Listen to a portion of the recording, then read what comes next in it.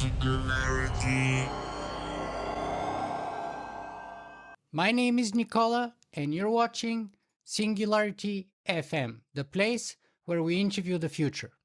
If you guys enjoy this podcast, you can show your support by either writing a brief review on iTunes or by becoming a patron via interviewthefuture.com. Today, my guest on the show is Professor Angus Fletcher. Angus is a neuroscientist who decided to change his career by doing a Ph.D. on Shakespeare, of all things, at Yale. Then he went on to Stanford and worked also with a number of clients from Hollywood studios to DARPA and the US Special Forces.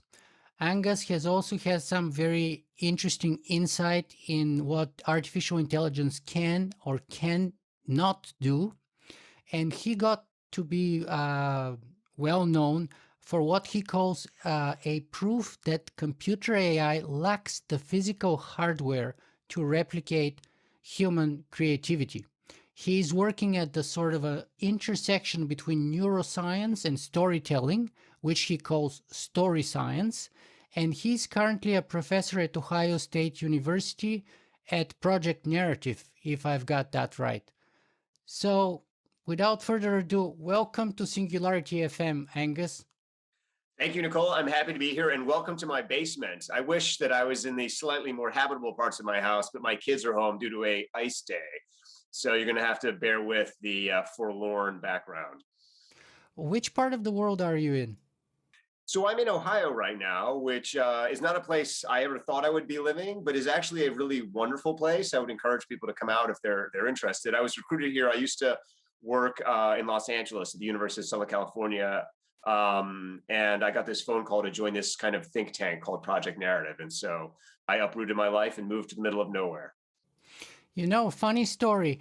I had a keynote speech at Ohio State University, though I'm not sure if it was at the main campus or one of the smaller campuses, but two things. First, I was very, very impressed, and I quite liked the whole ambience, the atmosphere, and everything. And second, I was actually moderating a panel after my keynote of computer scientists. And there, you know, the Department of Computer Science and a number of other luminaries, all computer scientists, all PhDs. And I thought it would be good if I kick off the discussion by a simple question. What is computer science? And then that was it. It was a free-for-all. It was such a, I don't want to call it epic disaster, but it was such a heated discussion and such a lack of consensus among those experts in the field about what computer science is and is not and what it is actually about, that we never managed to move on from that after for a whole, I think it was about 90 minutes even. Well, I would believe that because, I mean, this is a kind of classic thing. If you ask experts a basic question, they will immediately malfunction. Like if you ask me what narrative is, just be prepared for like hours and hours and hours of qualification and humming and hawing and argument. So that's basically the proof that expertise is nothing, is that experts can't talk about anything simple or basic in a comprehensible manner. Well, and you know, usually I actually started a lot in a lot more subversive way, right? Which I didn't do on that particular occasion. So usually I was giving a sort of like a small scale invocation ceremony at a sort of a computer science class once. And I, being my best subversive kind of version, I asked the tricky question, what is computer science about?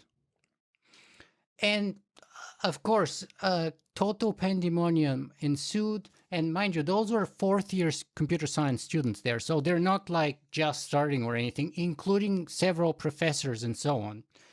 And given the lack of consensus, then I made it even worse by quoting Edsger Dijkstra, who said that computer science is as much about computers as astronomy is about telescopes.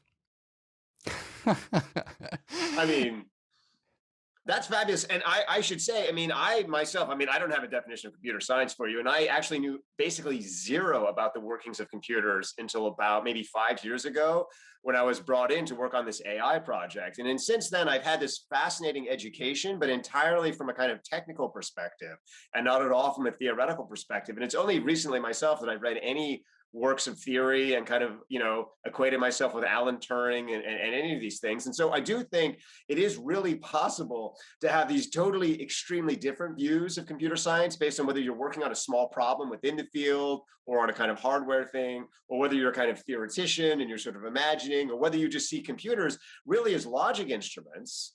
And, they don't really have anything specifically to do necessarily even with computers or even computation. They're basically about kind of accelerating this ancient mode of thinking developed by Aristotle. So, yeah, I mean, there's like a million ways you could go. And I'm afraid I won't give you much enlightenment on that particular score, as I said, because that's not really my area of expertise. I'm a little bit more like a quirk in the system that arrived accidentally and has some kind of like weird insights based on that. I know. And we're going to turn immediately towards your area of expertise so you can tell us a little more about that project, that AI project that you're working on. Or I know that you cannot perhaps say many details about what you do for DARPA or the US Special Forces and stuff like that, but maybe you can give us some generalities just so that sort of we can get an idea. But before that, the reason why I mentioned that thing is because, I just wanted to be the subversive person who makes computer scientists consider the possibility that computer science may not even be about computers at all. And which is what one of the best computer scientists of the 20th century, Edsger Dijkstra, was pointing with his quote. And that may be about something completely different, which is to say, what I propose is perhaps the meaning of being human. And one person who pushed me towards that direction was the father of the Geminoid robots, Professor Hiroshi Ishiguro from University of Osaka, because when I ask him, why do you want to create robots? His answer is to find out what it means to be human. Well, I think that's brilliant. And I will agree insofar as I think that computers take something that is human and they almost make it more than human. And at the same time, in doing that, they also reveal all the things that they haven't taken from our humanity and all the things that they don't do that we do. So it's very clarifying to look at a computer because in some ways it's more human than we are. And in other ways, it's not human at all. And in the kind of distinction that is drawn there, it throws into relief exactly what we are and what we would need technology to be to make it more human if we wanted to go in that direction. Or, maybe we don't want technology to be more human. Maybe we like the fact that it's different from us.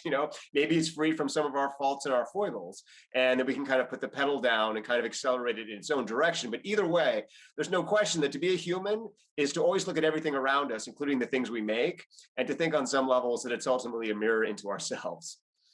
Speaking of being human and a mirror unto yourself, what makes a neuroscientist one day suddenly decide to do a PhD in Shakespeare of all topics? I mean, we're not talking about a little tweak in career.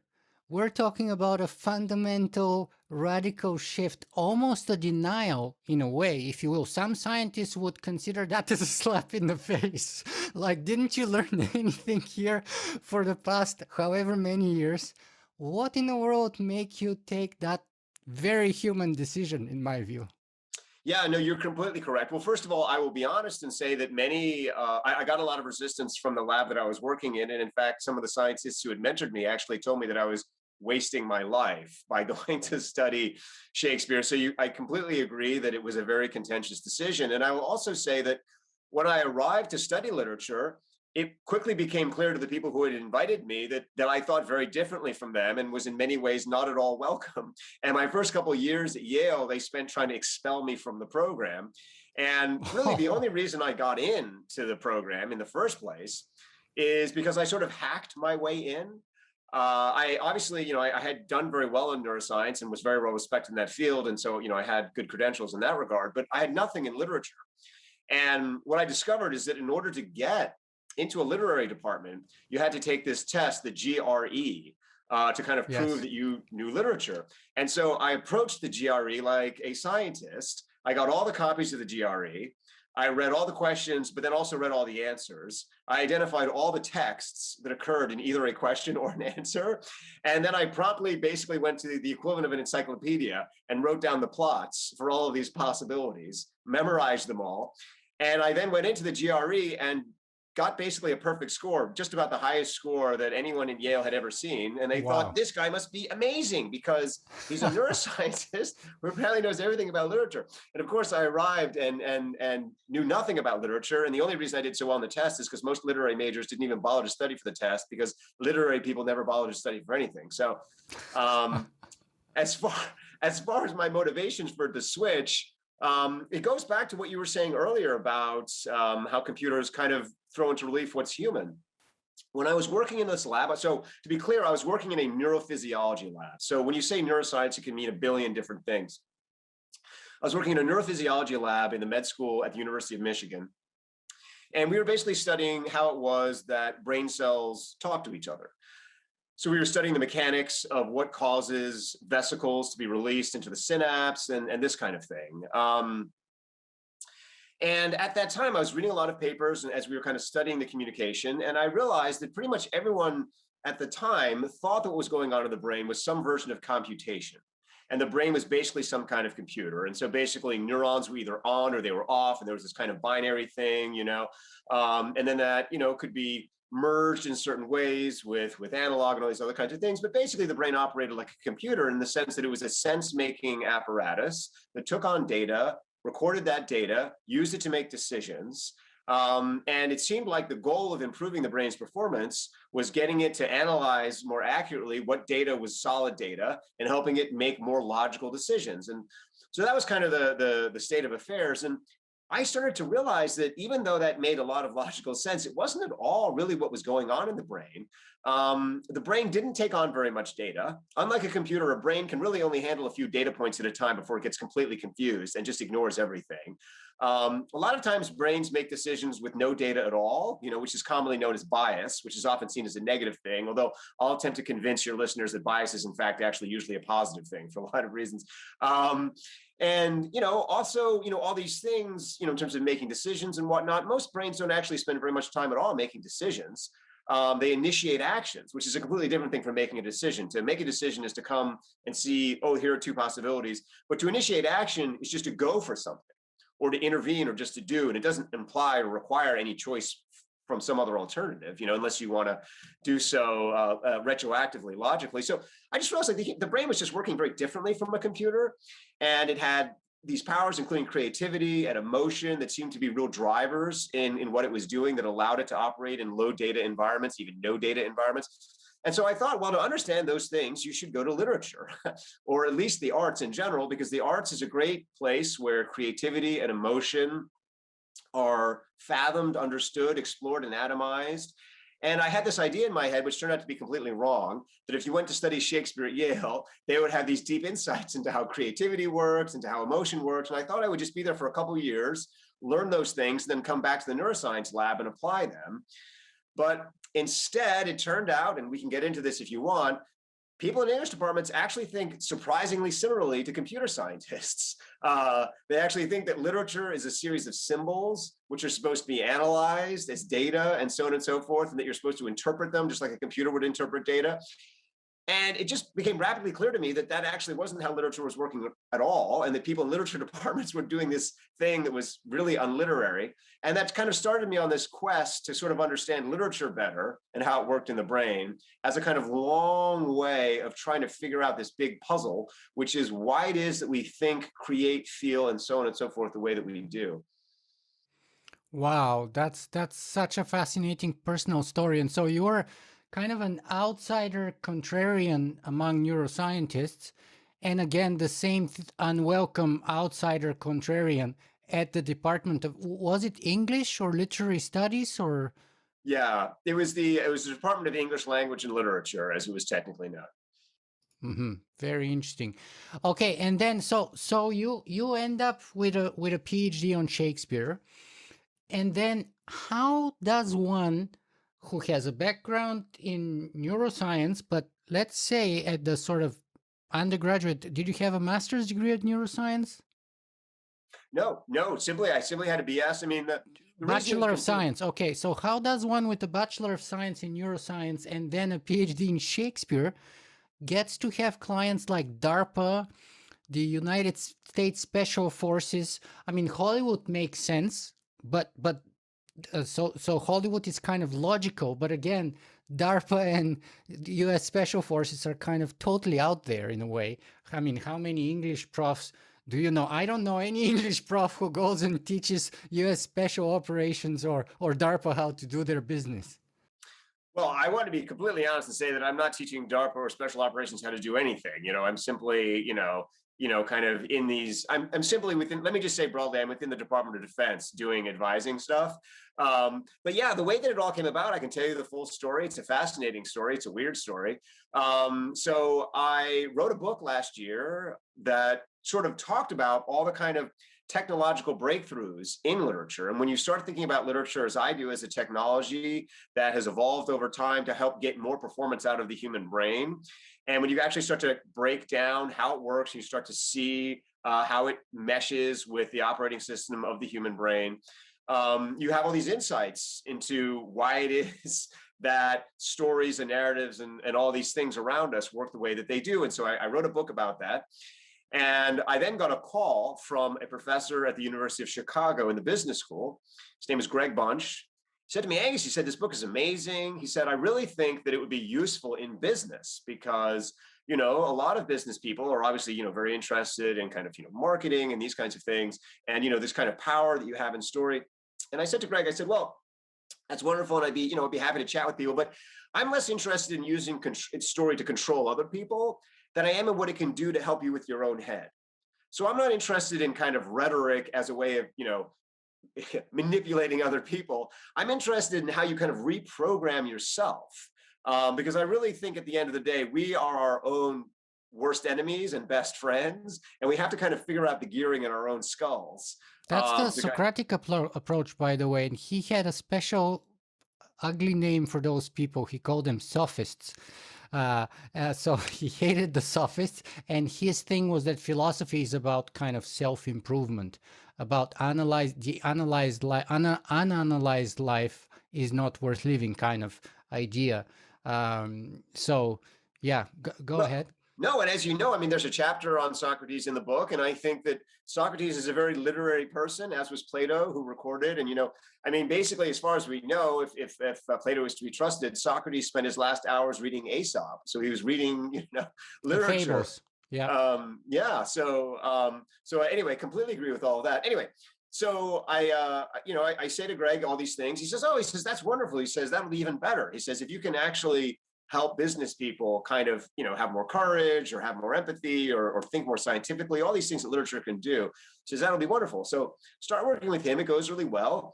I get a phone call from him one day. He says, Angus, he says, how would you like to talk to the U.S. Army? The Command and General Staff College would like you to go in and chat with them. I said, really? He said, yeah.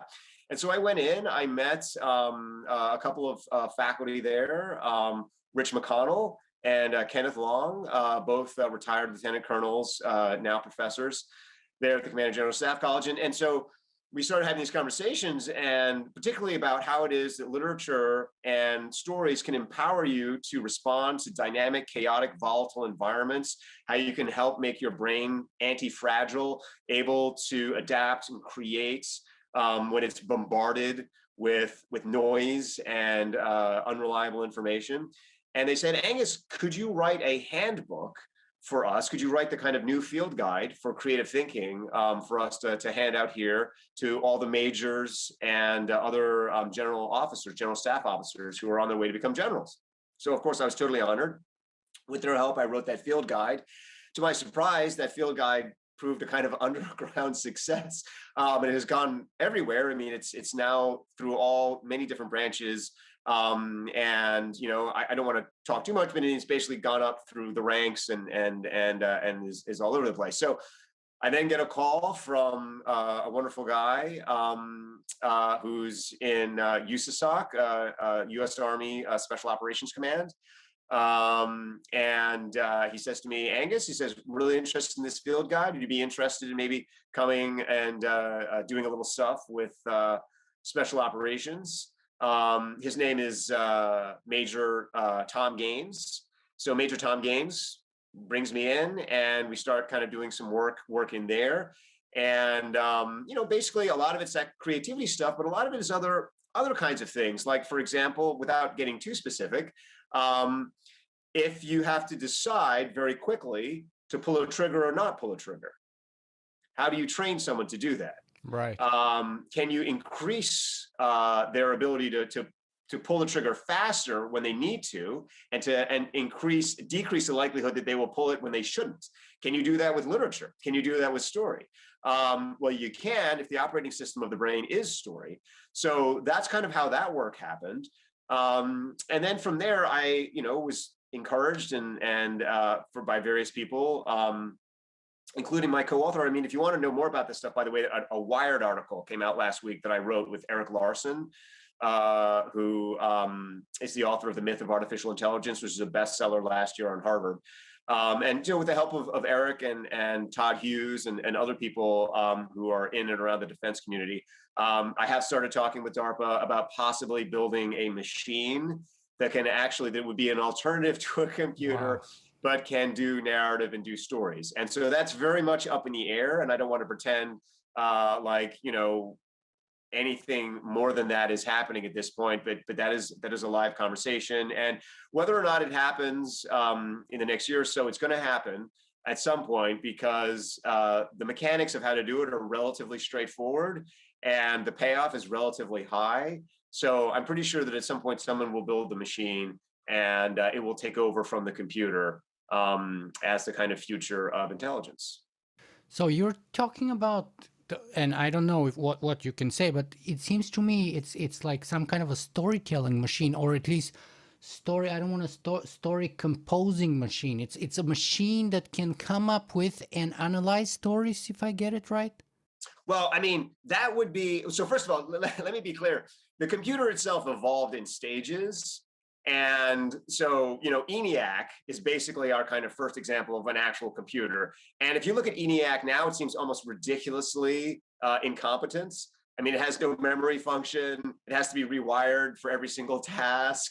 It has, it's just huge. So the kind of machine that we would be talking about would be the equivalent of a kind of ENIAC. It would be an incredibly primitive thing. And it would not actually compose stories. Its function would be to solve kind of narrative problems. So basically, the way the computers work now, as I imagine everyone knows, is through kind of brute forcing correlations.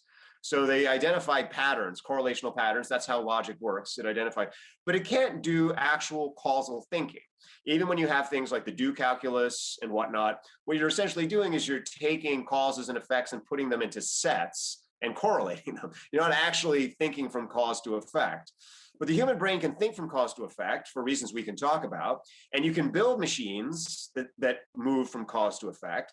So, the question is, well, could you build a machine to solve a causal reasoning problem? So, for example, a computer can tell you that fire and smoke are associated or correlated, so they can say, if fire, then smoke, but also if smoke, then fire, because that's the important thing about correlation, is reversible. But could you build a machine that says, actually, fire is causing the smoke? Smoke is not causing the fire. Could you build a machine that thinks like that and solves very complicated problems like that? So if you have hundreds of interconnected events, the machine can say, this event is causing the other events. That's kind of what we're talking about. And that would be kind of a storytelling machine in a sense, but it wouldn't literally be writing Hollywood scripts or anything like that.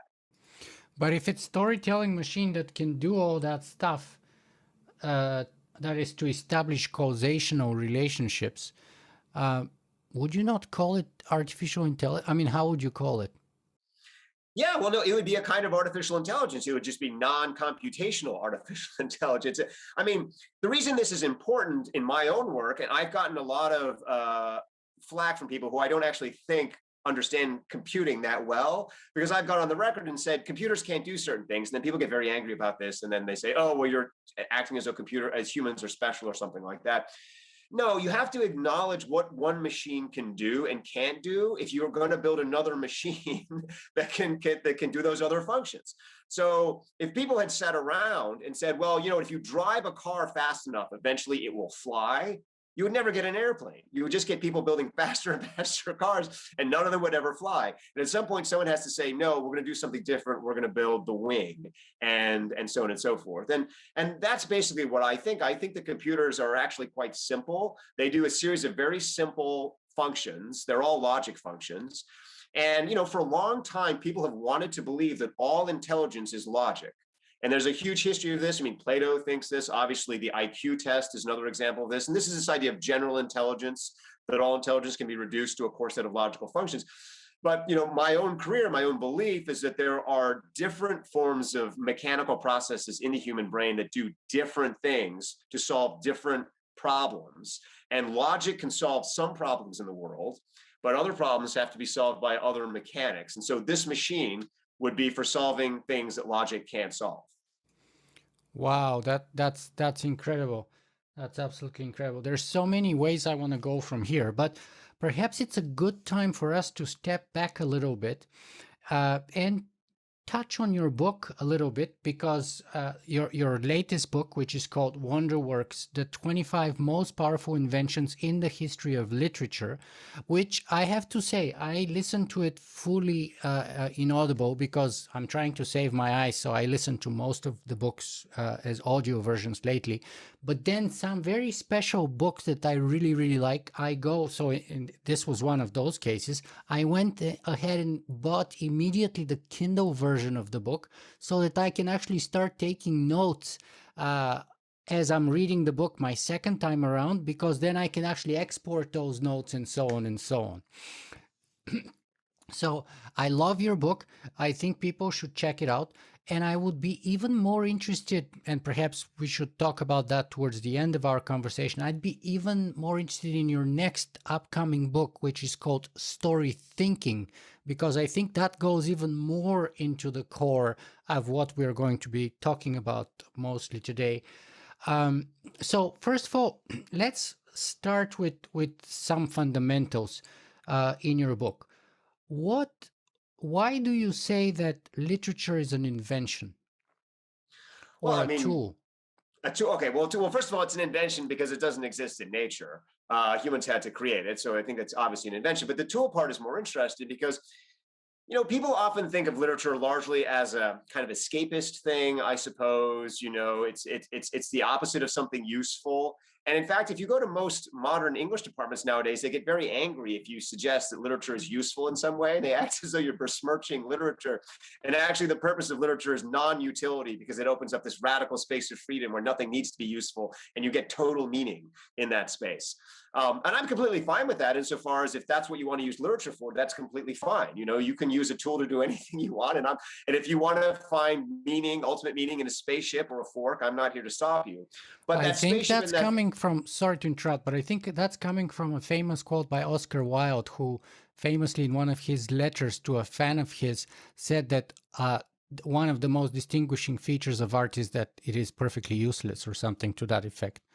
But go on. That is completely correct. That is completely correct. And it is, I have to say, I love Wilde and I think he's brilliant, but Wilde is a kind of playful provocateur. And if taken literally, that quote just gets you very rapidly into this kind of aristocratic frame of mind where we should have a group of people whose job it is to sit in tenured positions in universities and do nothing useful forever. And so anyway, I'm okay with the fact that things in life don't always have to be useful to be meaningful. I'm very comfortable with that. But the idea that literature could never be useful is what I'm resisting. And, in particular, literature evolved in a lot of fairly fraught situations where it required a fairly high investment of resources that were provided by individuals and then ultimately by the state. I mean, Athens is spending a lot of money to put on plays and whatnot. And why? And the core reason for that is that every tool is out there to solve a problem. As I say in the book, most tools that we have now are about solving the problem of our world. So how do you kind of fix things in our world? How do you make it easier to live and survive in our world? Literature does the opposite. literature turns inward, and it's about solving the problem of what's in our own head.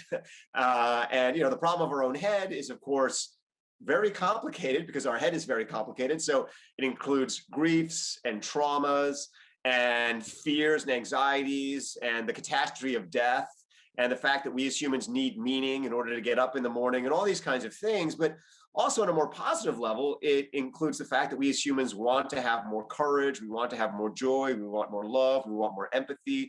And we also want to think more powerfully. We want to think more creatively, think more imaginatively.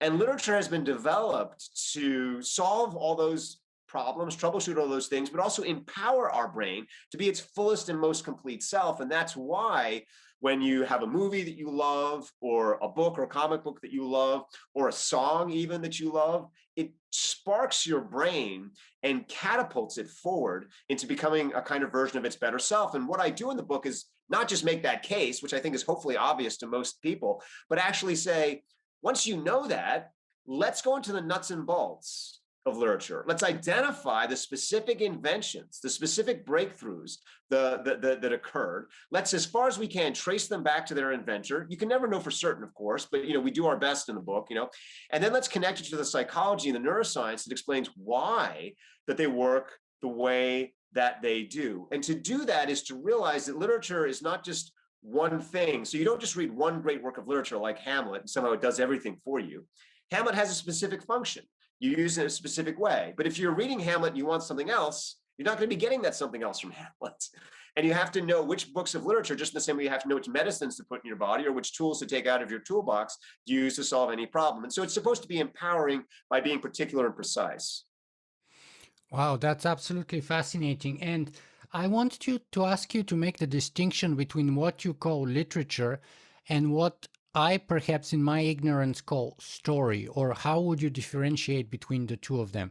Because to me, you say that literature is what helps us heal and grow our brains. And I love that. And that it was created by vets for vets. And of course that's coming in your book very clearly, especially you're talking about the sort of the Socratic Athens, and how the Peloponnesian War and all the wars before that with the Persians, after that, during that constant kind of warfare, lots of people who were veterans of the wars, people who had, probably what we call today post-traumatic stress disorder, and how, well, it was at the time probably not literature as we understand it today, but probably, as you say in the book, more like Greek tragedy that was kind of invented. I mean, first probably the poets like Homer, and then eventually Greek tragic plays as they were played in the theater or amphitheaters across Greece to kind of heal people and help everyone else grow at the same time, which is a fascinating and lovely way to put it. But to me, that's what a story does, personally. So is there a difference? Am I missing something? Because I would say this is what story does, and you say it's literature. Well, first of all, that's a beautiful and brilliant summary of my book, and thank you. And second of all, no, from my perspective, there's not a very strong difference between literature and story. I mean, literature, if you want to be very technical about it, we could say that, literature is a certain part of story that's more experimental. Literature is more about taking risks and pushing the boundaries. And so, literature is a little bit more maybe like theoretical physics or something, where you're really kind of pushing at the margins and trying to get somewhere new. And a lot of stuff is blowing up and not quite working properly. So literature kind of attracts that, but it's not literature in the sense that it's higher or more significant. It's just more at the kind of limit edge. Whereas story is just a natural process which occurs in every human brain all the time. Story is the main engine of literature. But story is just something that can happen between friends. You can just share the story of your day. Story is something that can happen internally. You can plot or plan your life. And literature is more of a kind of event where you kind of take a story and you refine it and you put it on display and you test it more rigorously against a public audience and you aspire for that story to live longer. But it basically be the same as saying, the difference between kind of engineering in your garage as opposed to actually building a blueprint that you want to pass on to engineers. It's just a kind of on a spectrum of intensity. Right. And I would say, I would dare to say that literature is one instantiation or example of storytelling or story in action, because other examples before that were poetry. Homer didn't have any written literature. It was all kind of the oral tradition, right? Then we have plays which are played on a stage, and people don't read them but kind of watch the events unfold on a stage, but they're telling a story. Of course, that's how they grab us, whether it's the story of the Iliad or the Odyssey or what have, or one of the comedies, even the first original Greek comedies. Another instantiation is literature, which is kind of technically written in my understanding. And then finally, more modern example of story could be, for example, all those virtual realities or even those very popular video games, which in my view have all the classic elements of stories, but in a virtual game, which is why they're so meaningful and have such a strong grip on people, because they give people a meaning, they give them a purpose, they give them a why, they give them a status, and they give them a community. And so people who have the community seek status, and especially once they acquire it, and a very strong reason why or a meaning, then they would be drawn to that particular story, which in their case may be called, whatever one of those most favorite games, Halo or, World of Warcraft, or I'm not a gamer myself, but so I know of them. I don't actually play them, so that's terrible. But I think they all have the typical story elements in a new kind of a medium. So to me, I like how you that story is the engine of literature. I think it's the engine of all of those that I mentioned, but it's in a way more fundamental, more primal in that way. Well, we completely agree. And, to your point that literature technically means that which is writ, I mean, turns it into symbols, which are inert. And actions cannot be interpreted for technical reasons we can get into, but a symbol can.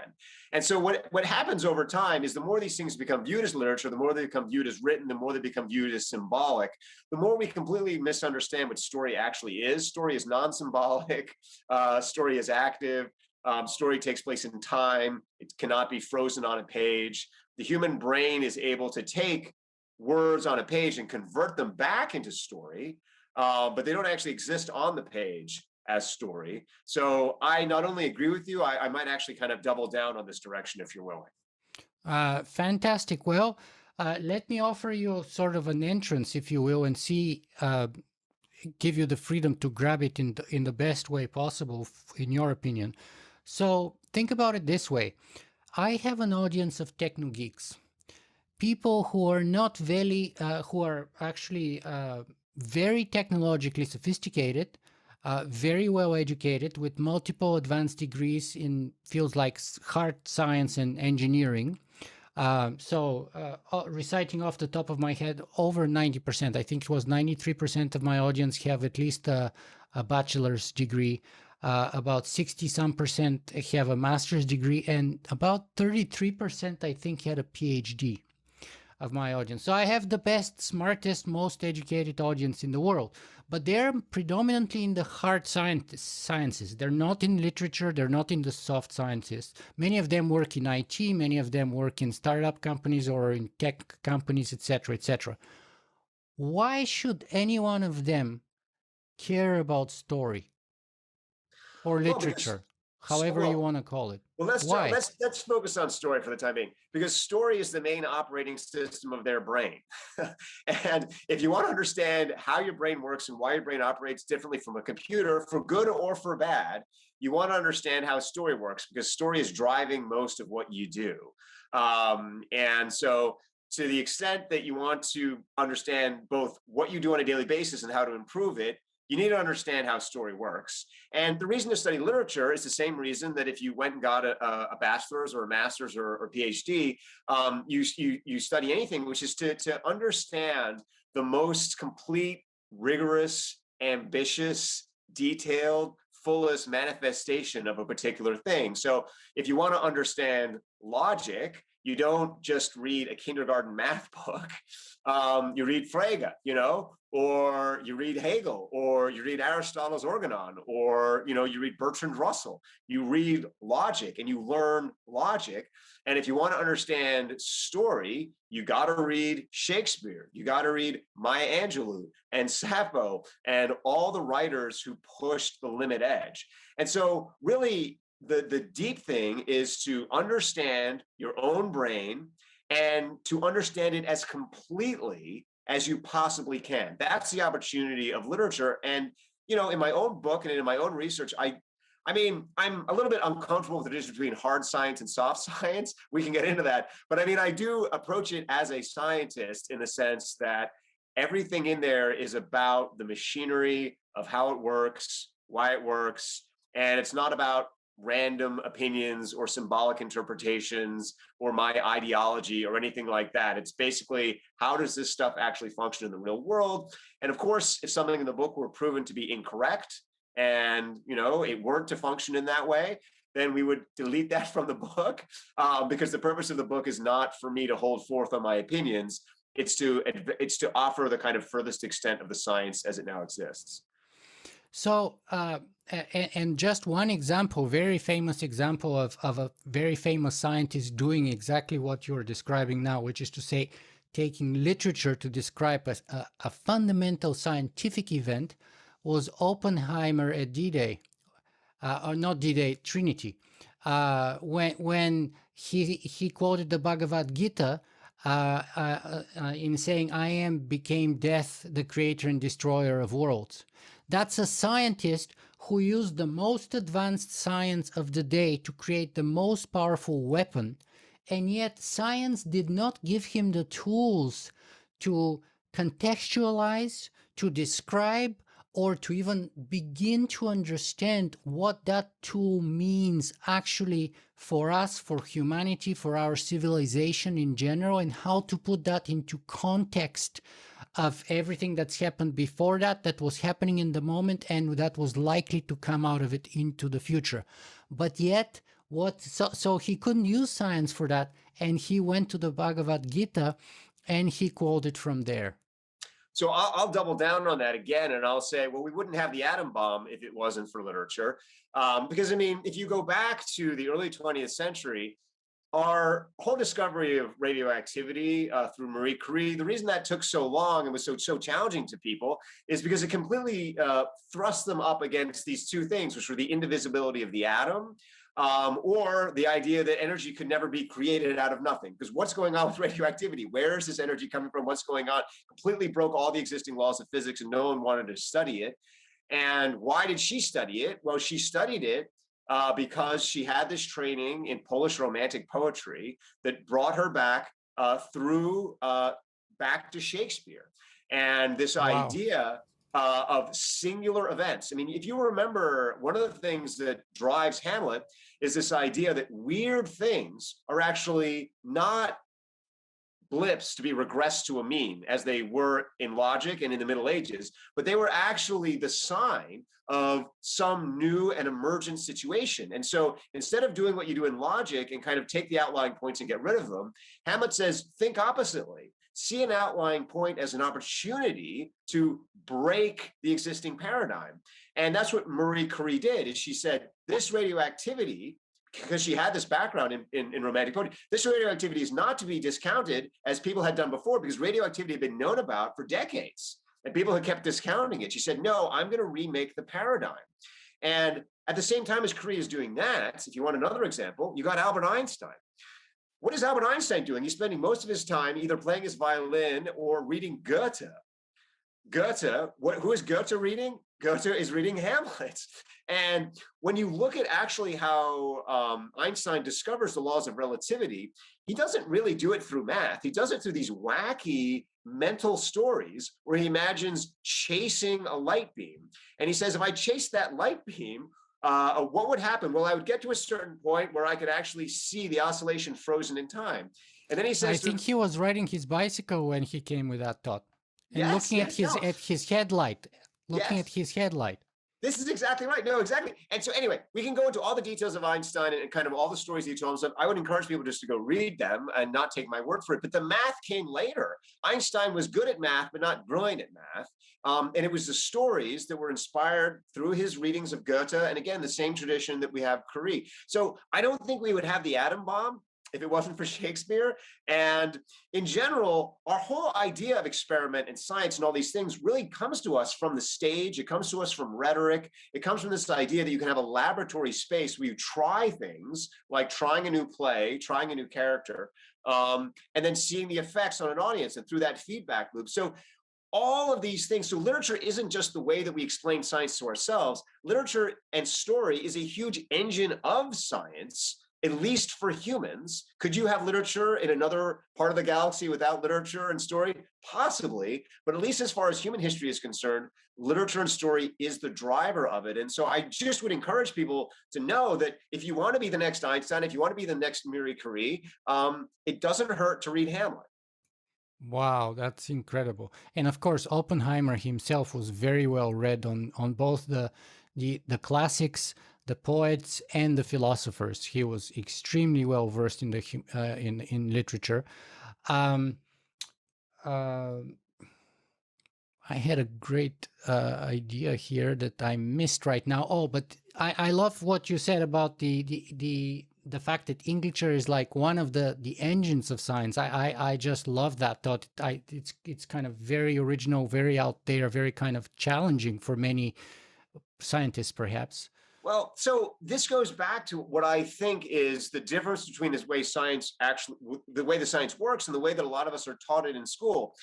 So the way that a lot of us are taught in school is that science is purely logical, and that if you just get enough data and information, you can somehow draw conclusions from it. And this is totally inaccurate. That's the idea that people had about science in the Middle Ages. And then again, for a while after Newton, they had this idea that if you just had enough data, you could somehow induct from the data what the truth was. Like Sherlock Holmes did. Yes, well, this was Sherlock Holmes. This is what he claimed that he did anyway, right? Yeah, despite all the smoking of opium and other kinds of odd activities that he was engaged in at the same time. Yeah, but regardless, that's not actually how science works. Science works through these jumps. And if you go back into the early 19th century, you can see there's this guy, John Herschel, who writes the kind of first book about this. In which he talks about the fact that induction just don't work. Logic just don't work. You have to kind of make these jumps.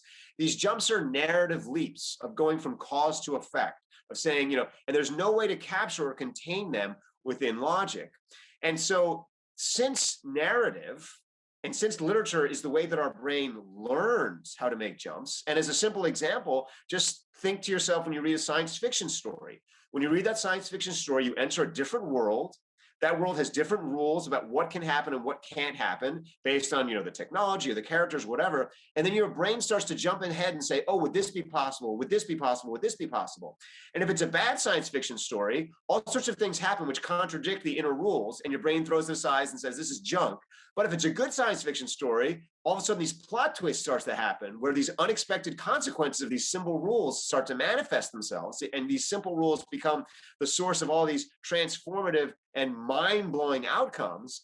And that is how a scientist's brain works. It works through imagination. That's why Goddard, the guy who's the father of the modern space program, of the modern rocket, he was inspired by H.G. Wells. He read science fiction. And so in general, what I would like to emphasize to scientists is that as important as logic can be, imagination is just as important. You have to make these leaps known as a hypothesis that cannot be proved in advance, but can only be proved experimentally. And anything logical does not need to be proved experimentally. If it's logical, it's already proved automatically. So the fact that something needs to be proved experimentally is telling you it's a different kind of cognition. And that cognition is story, that cognition is narrative. And if you just spend all your time interpreting data, you get into this famous problem, which AI has all the time, which is it just fits to a curve. It gets all the existing data, fits it to a curve, and then it is totally useless at predicting the future because it has just optimized to the existing data, but has not uncovered the deeper law that is actually causing the data to function in that way. So scientists, please read literature. It doesn't have to be Shakespeare, but it does have to be imaginative. And it does have to kind of excite your brain and make you feel like you're jumping into the future of the story. And as long as it's making you feel like you're jumping into the future of the story, it's activating those parts of your brain that help drive science. Yeah, and I think to your point, Albert Einstein said that imagination is more important than intelligence, and that if we want our children to be intelligent, we should not read them science, but fairy tales. Because precisely that point, that fairy tales are kind of enhancing our imagination or our children's imagination. And of course, all the kind of the scientific breakthroughs, as you pointed out, they happen at a point where, as I think Martin Luther King Jr. was saying, faith is the process of taking the next step up the ladder where you can't see the ladder, kind of. And I'm kind of butchering the quote here, but it's like basically taking the next step up while you can't see the ladder. And trusting in the process. And of course, the scientific method would self-correct itself eventually. If you make the wrong step or if you have the wrong hypothesis, you're going to get the wrong result, and then you're going to kind of self-correct yourself. But speaking about the fact that science is not always logical, perhaps the best example is quantum mechanics, isn't it? Because it's both here and there. It both is a particle and a photon, or all of those things, a wave and a particle at the same time. So all of it's here and there. It exists and it doesn't exist. You can predict the speed, but you can't predict the location, and all of those things, or one of them, but not the other. And by the way, once you start measuring it, you're already influencing the system. So you really cannot put yourself outside of the system ever. So you're always having some kind of impact on what's happening. And so it's very crazy, kind of illogical, if you will, but surely incredibly imaginative. And by the way, Niels Bohr was also a big fan of the Bhagavad Gita, just like Oppenheimer, and was reading it very heavily while coming up with quantum mechanics, or the sort of the origins of the theory anyway. That's fascinating. And there's no question that quantum mechanics breaks induction because you can't observe in a quantum system, So that kind of like, that idea that somehow we could know where every molecule is in the universe and build a giant machine that could then therefore predict everything, is potentially stymied by that kind of. And also in logic, there is no observer effect in logic, right? Of course. If something is true, it is true, period. Right? Yes. But in quantum mechanics is not so. If you have an observer, the observer is already having an impact on the system. So the observed effect would be different than if you didn't have an observer. So, well, this is, again, the sort of, to me, the very fascinating fundamental difference between kind of viewing the world logically and through story. In logic, you predict the future. In story, you make the future. It's your actions that determine the future in story. And that seems illogical. I know when I was a freshman in college, if you told me that, I would say, well, that's, that can't be the truth. There's predestination, or if you just knew where all the atoms were and so on and so forth. But what you realize is that the ability of story is to go no data. You can tell a story based on no data. That's, you can tell counterfactual stories, you can tell fictions, you can tell fairy tales. All these things are low or even no data. And they allow you to basically make the future through your perspective. And so perspective becomes the important kind of determining thing in the system, just like you're talking about with quantum mechanics, as opposed to the system itself and some kind of objective truth kind of manufacturing everything. Yeah, and speaking of predicting the future, I love a quote from one of my favorite kind of modern contemporary science fiction writers called Cory Doctorow, whom I've interviewed 2 or 3 times on my podcast before. He says, quote, "I make no claim to predicting the future. I make up stories. Stories are better than predictions. Predictions tell us that the future is inevitable. Stories tell us that the future is up for grabs." I think this is just brilliantly said. I love that quote. I think that honestly is one of the more brilliant things I've ever heard. And it's completely true. And it goes back to this difference between logic and science as well, because I mean, science is about saying this could be true. I have to test it. I have to try it. And that's why science is always about coming up with different options, potential worlds that we could be living in, and trying to figure out which one of those is real by kind of falsifying other worlds and doing things like that, through the scientific method. And that's also why, a lot of times in our world, people get very aggressive if you don't accept science immediately, and you're accused of being ignorant and stupid. And all this this is a kind of common thing that, if people were only rational, they would accept science immediately.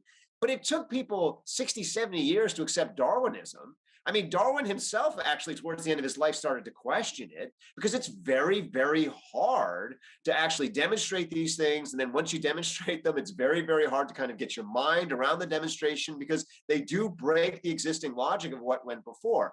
Otherwise, Copernicus would have published his book and everyone would have been like, oh, yes, it's proved, and so that's why science takes a long time to catch on, not because people are stupid, but actually in a way because they're quite logical. They're just stuck in the old logic, and it takes them a long time to kind of make that imaginative jump and kind of trust the new way of doing it. And so to a certain extent, I often think of actually people who are fast adopters of science as being the more creative and more imaginative, as opposed to the more logical. Well, Angus, what can you tell us about project narrative, and how does it fit within what we're talking about here today? So Project Narrative is the institute that I work at Ohio State. It's the think tank. It's the world's leading academic institute for studying stories, how they work. I can give you sort of a very kind of quick pocket history, if you want, of Project Narrative. Its expertise is something technical known as narrative theory. And narrative theory basically started with Aristotle. After Aristotle wrote the Organon, in which he laid out all the laws of logic that then became hardwired into computers and have given us AI, he kind of thought to himself, maybe there's more than this. And part of the reason for that is he kept having these problems in his logic system, because even though the logic system worked really well for nouns and linking verbs, it was not at all working for action verbs. And the only way to kind of make action verbs work was to do the same thing that modern natural sort of language processors do, and kind of break them from being action verbs into adjectives and linking verbs and do those kinds of complicated things that actually destroy what they do. And so Aristotle was wrestling with this problem of action verbs and narrative and story and all this stuff, and kind of how it worked. And he went on this really interesting 15-year odyssey where he kind of like wandered around the Mediterranean and was like picking flowers on the Isle of Lesbos, doing all these kinds of interesting things. And he came back after that period and he wrote the Poetics. And in the Poetics, he basically says narrative is different from logic. It works differently, it operates differently, and it has these effects on the human brain. And you can see these effects by looking at Greek tragedies. And he says, I'm going to give you a specific kind of story, and I'm going to tell you how that story produces a catharsis. And I'm going to give you another kind of story and show you how that story produces wonder, which is kind of the beginning of spiritual experience. And so this is the beginning of kind of mental health and mental well-being, in the sense that catharsis is about improving our mental health, and wonder is about improving our mental well-being. And so that's the kind of beginning of narrative theory there with Aristotle. And it was so different from what anyone else had ever done before, because it combined story with psychology and thinking about the human brain, thinking in terms of thinking about art and literature, that no one was able to do anything with it for basically about 2,000 years. The fact that Aristotle's Poetics survives at all is largely because it was copied for historical information in it, not actually Aristotle's theories about catharsis.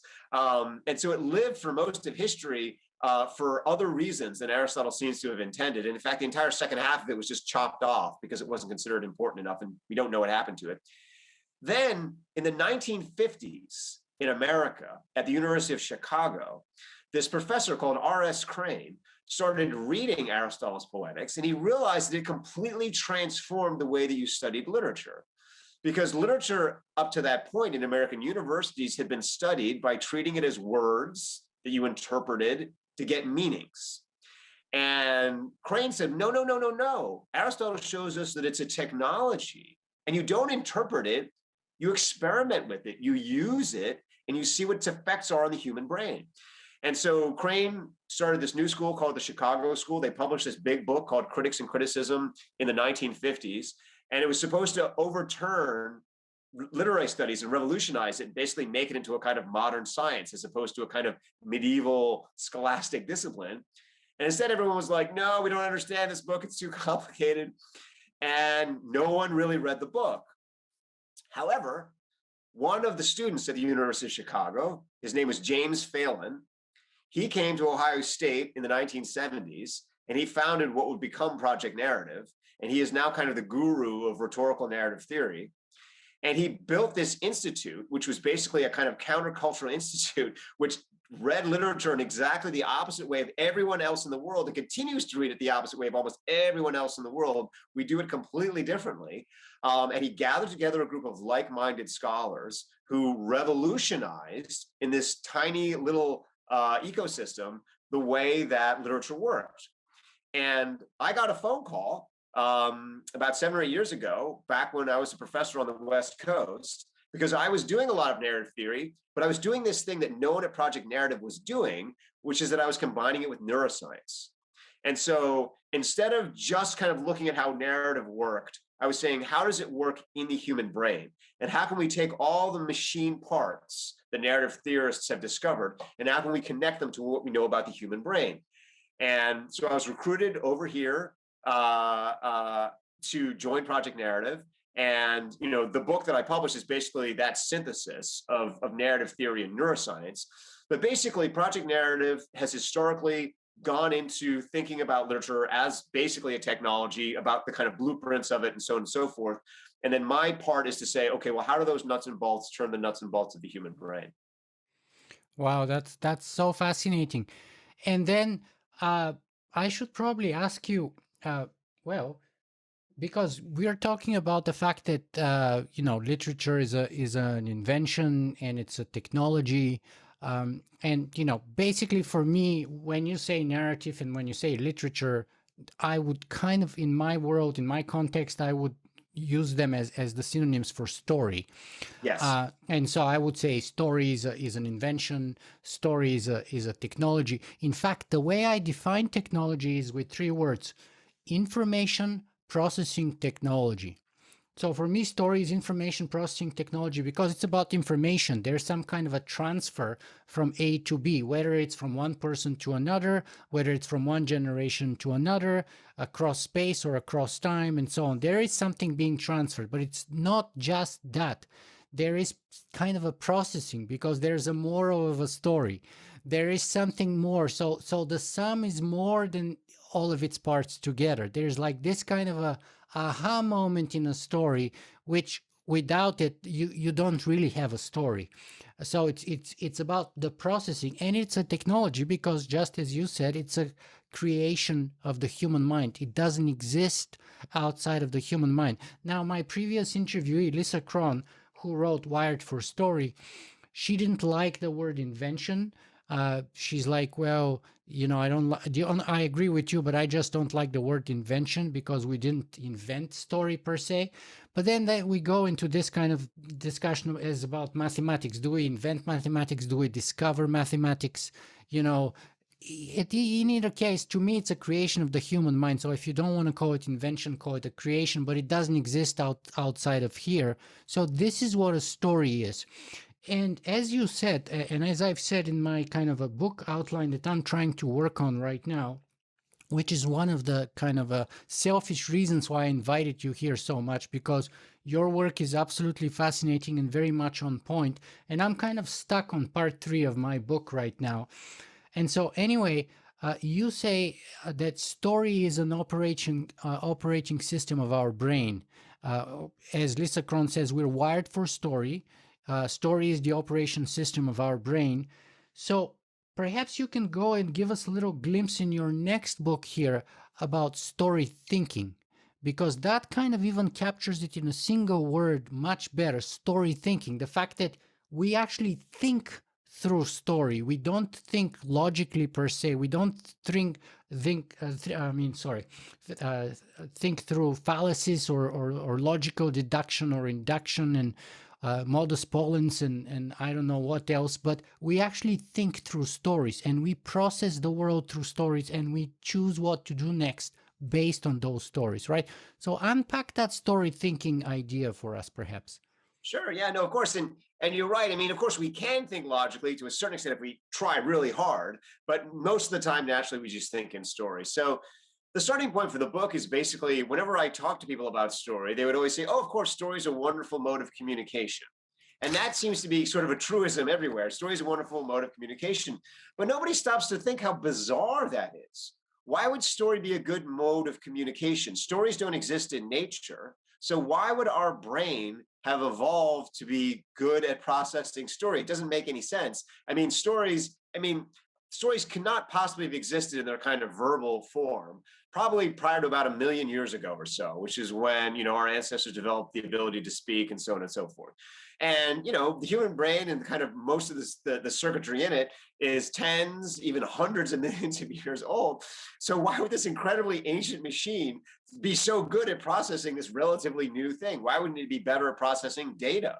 Why wouldn't it be better at processing logic? It doesn't make any sense. And then you realize, well, of course, the reason that story works as communication is because that's actually how the brain thinks. And the brain has thought that way for a very long time. And so stories are simply tapping into the way that the brain ordinarily works. And so then the question becomes, okay, well, why does the brain work that way and how did it come to work that way? And the very quick answer, which I talk about in the book, in story thinking, is well, neurons evolved a little over 500,000,000 years ago, and they evolved to do two different functions. 500,000,000,000? About 500,000,000 years ago, a little over 500 million years ago, the animal neurons evolved, as far as we can tell. I mean, the fossil record is pretty hard to read for a kind of soft tissue evidence. But yeah, I mean, maybe 525, maybe 550 million years ago. It's uncertain, but somewhere in that window. So two different types of neuron evolve. The first for two different functions. The first is simply processing sensory data, particularly through primitive eyes. And so when you get that sensory data, what you want to do is you want to develop an internal representation of it. And that's a very clear inductive system. It's a symbolic system. It's a logical system. And so those forms of neurons ended up forming the visual cortex at the back of the human brain. And then they ultimately propagated forward to certain parts of the neocortex that allow us to do math and other kinds of things. So that's one kind of neuron. The other kind of neuron functioned to coordinate muscles, actions. So how do you get a group of muscles to contract at the same time? How do you, if one muscle is contracting, coordinate it with another muscle? All these kinds of things. Those are the motor neurons. So those neurons did not think in representations. They thought in actions or in sequences of actions. Do this, then do this, then do this, then do this. And so those form the kind of core of our motor cortex and other parts of our brain that are interested in moving our body and planning and processing action. And so we basically evolve with two different kinds of neurons to do two different kinds of thinking that are complementary but distinct. And you would think that if logic were the ultimate form of intelligence, over time our visual cortex and logic would have overtaken all the other parts of the brain and would be driving it, but they're not. Instead, they actually probably do much less overall in terms of processing than the motor parts. And the reason for that is that the motor parts can operate in these very information light settings, very volatile settings. They don't need a lot of data or information like our visual cortex does. Our visual cortex is one of the most powerful computers in existence. It takes a huge amount of data in and it renders it very rapidly into these kind of three-dimensional images. It's a hugely powerful computer. But even so, it needs data to do that. The other parts of our brain can operate in these volatile, shifting situations. And so that's where story thinking comes from. It comes from this fact that we need to plan and plot in response to volatile environments where threats and opportunities are emerging unpredictably, and we have to come up with fresh actions to exploit them. And to do that, we have to imagine ourselves as different characters with different possibilities. If you might act in one, if you act in one situation in one way, I would remember that, and then in another situation, I might call you to mind. I might say, "What would Nicola do here?" And then I would pretend to be you in that situation. That would give me an advantage. So all these kinds of story mechanisms in terms of character and plot and so forth came out of these motor parts of our brain. And that's why so much of our thought process, even today, involves planning and involves plotting and involves narrating our lives, saying to ourselves, this is where I came from and this is where I'm going. Any kind of why question, any question of origins, that all is narrative. And the reason it's so effective at being data light is that if you have a single instance of something, you can intervene in that if you can guess the cause. And if you guess the cause correctly, you will then know exactly how to reproduce that effect all the time, just off one data point. And so it's just a much more efficient mode of thinking. And so that's kind of what I mean by story thinking. It's that ability to think in actions, think causally, think in narratives, create alternate possibilities, create worlds, all those things that go on in the stories that you're talking about. By the way, when can we expect that book to become available? So that book, I think, will be out later this year from Columbia University Press. I want to emphasize it's not an incredibly technical book. It was written basically for philosophers. Columbia called me up and they said, you're writing all this stuff for literary critics, but we think philosophers would be very interested in this because absolutely all of modern philosophy is really built upon either logic or anti-logic, basically. So it all comes up. So basically almost all modern philosophy either forms analytic or continental, as I imagine most of your listeners know. And analytic philosophy is based back through Bertrand Russell, on Frege, on Aristotle's Organon. And continental philosophy goes backwards through Marx to Hegel to Aristotle's Organon. So they all come out of the same set of books, come out of the same logic set of books. And even things like Nietzsche or deconstruction or whatever are about turning logic against logic. So it's all different uses of logic. And what I say in story thinking is, well, what if we just put logic aside and we try and do what philosophers have done with logic, which is make it more rigorous, but with story? What if we make story more rigorous? What if we thought and used story more rigorously? What kinds of things could we do then? What would a philosophy based on story look like if it was more rigorous? And so I kind of talk about that in the book, and I talk about why that leads us away from modern AI and towards different forms of technology and different forms of classrooms, and why it would kind of basically overturn the educational system as it exists now with something very different. Yeah, and the reason why I asked that question is because I thought it's a great leadway towards AI, how AI fits with respect to storytelling, and and especially what does it tell us about the potential for AI being creative in the way we understand what creativity is, and we discussed a little bit about that in the beginning. And your famous proof that AI cannot be that modern computer-based AI, the way it's being designed right now and the way it's been conceptualized so far, cannot be properly creative in the human sense, perhaps. So can you unpack That's right. that No, that's for us? completely correct. Walk us through your proof. Yeah, so I'll talk about the proof in a second, but just to clarify the creativity thing, my argument is not that computers cannot be creative. My argument is that computers can only do a limited kind of creativity known as divergent thinking, which is basically mix and matching from different kind of symbolic sets. And so there's plenty of examples of that in GPT-3 and whatnot. But that kind of creativity will not allow you to come up with scientific hypotheses. It will not allow you to come up with new forms of technology. It will not allow you to come up with novels. It will not allow you to come up with new business plans. It will not allow you to come up with new political platforms. It will not allow you to come up with new military strategies. So it's actually a very limited kind of semiotic creativity. And I came to this discovery not intending to come to this discovery at all, and in fact, intending to do the opposite. So basically, because I'm very well known in kind of academic circles as this guy who does science and narrative, and because I have a history of kind of working with Hollywood, I got a lot of phone calls to say, hey, could you come and basically help us create a storytelling AI, or could you help us come and make an AI that makes Hollywood movies and does things like that? And it was very clear from the beginning that stuff was way too complicated to even kind of get into, because none of the computers were anywhere near it. And as we can talk about, even GPT-3 is nowhere near it and will never be anywhere near it. And it's just all a total disaster. And so all that stuff, I was like, no, I don't have time to spend on that. But then I got a call about 4 or 5 years ago from a company that was doing natural language processing. And they said to me, we're not trying to crack the whole story thing.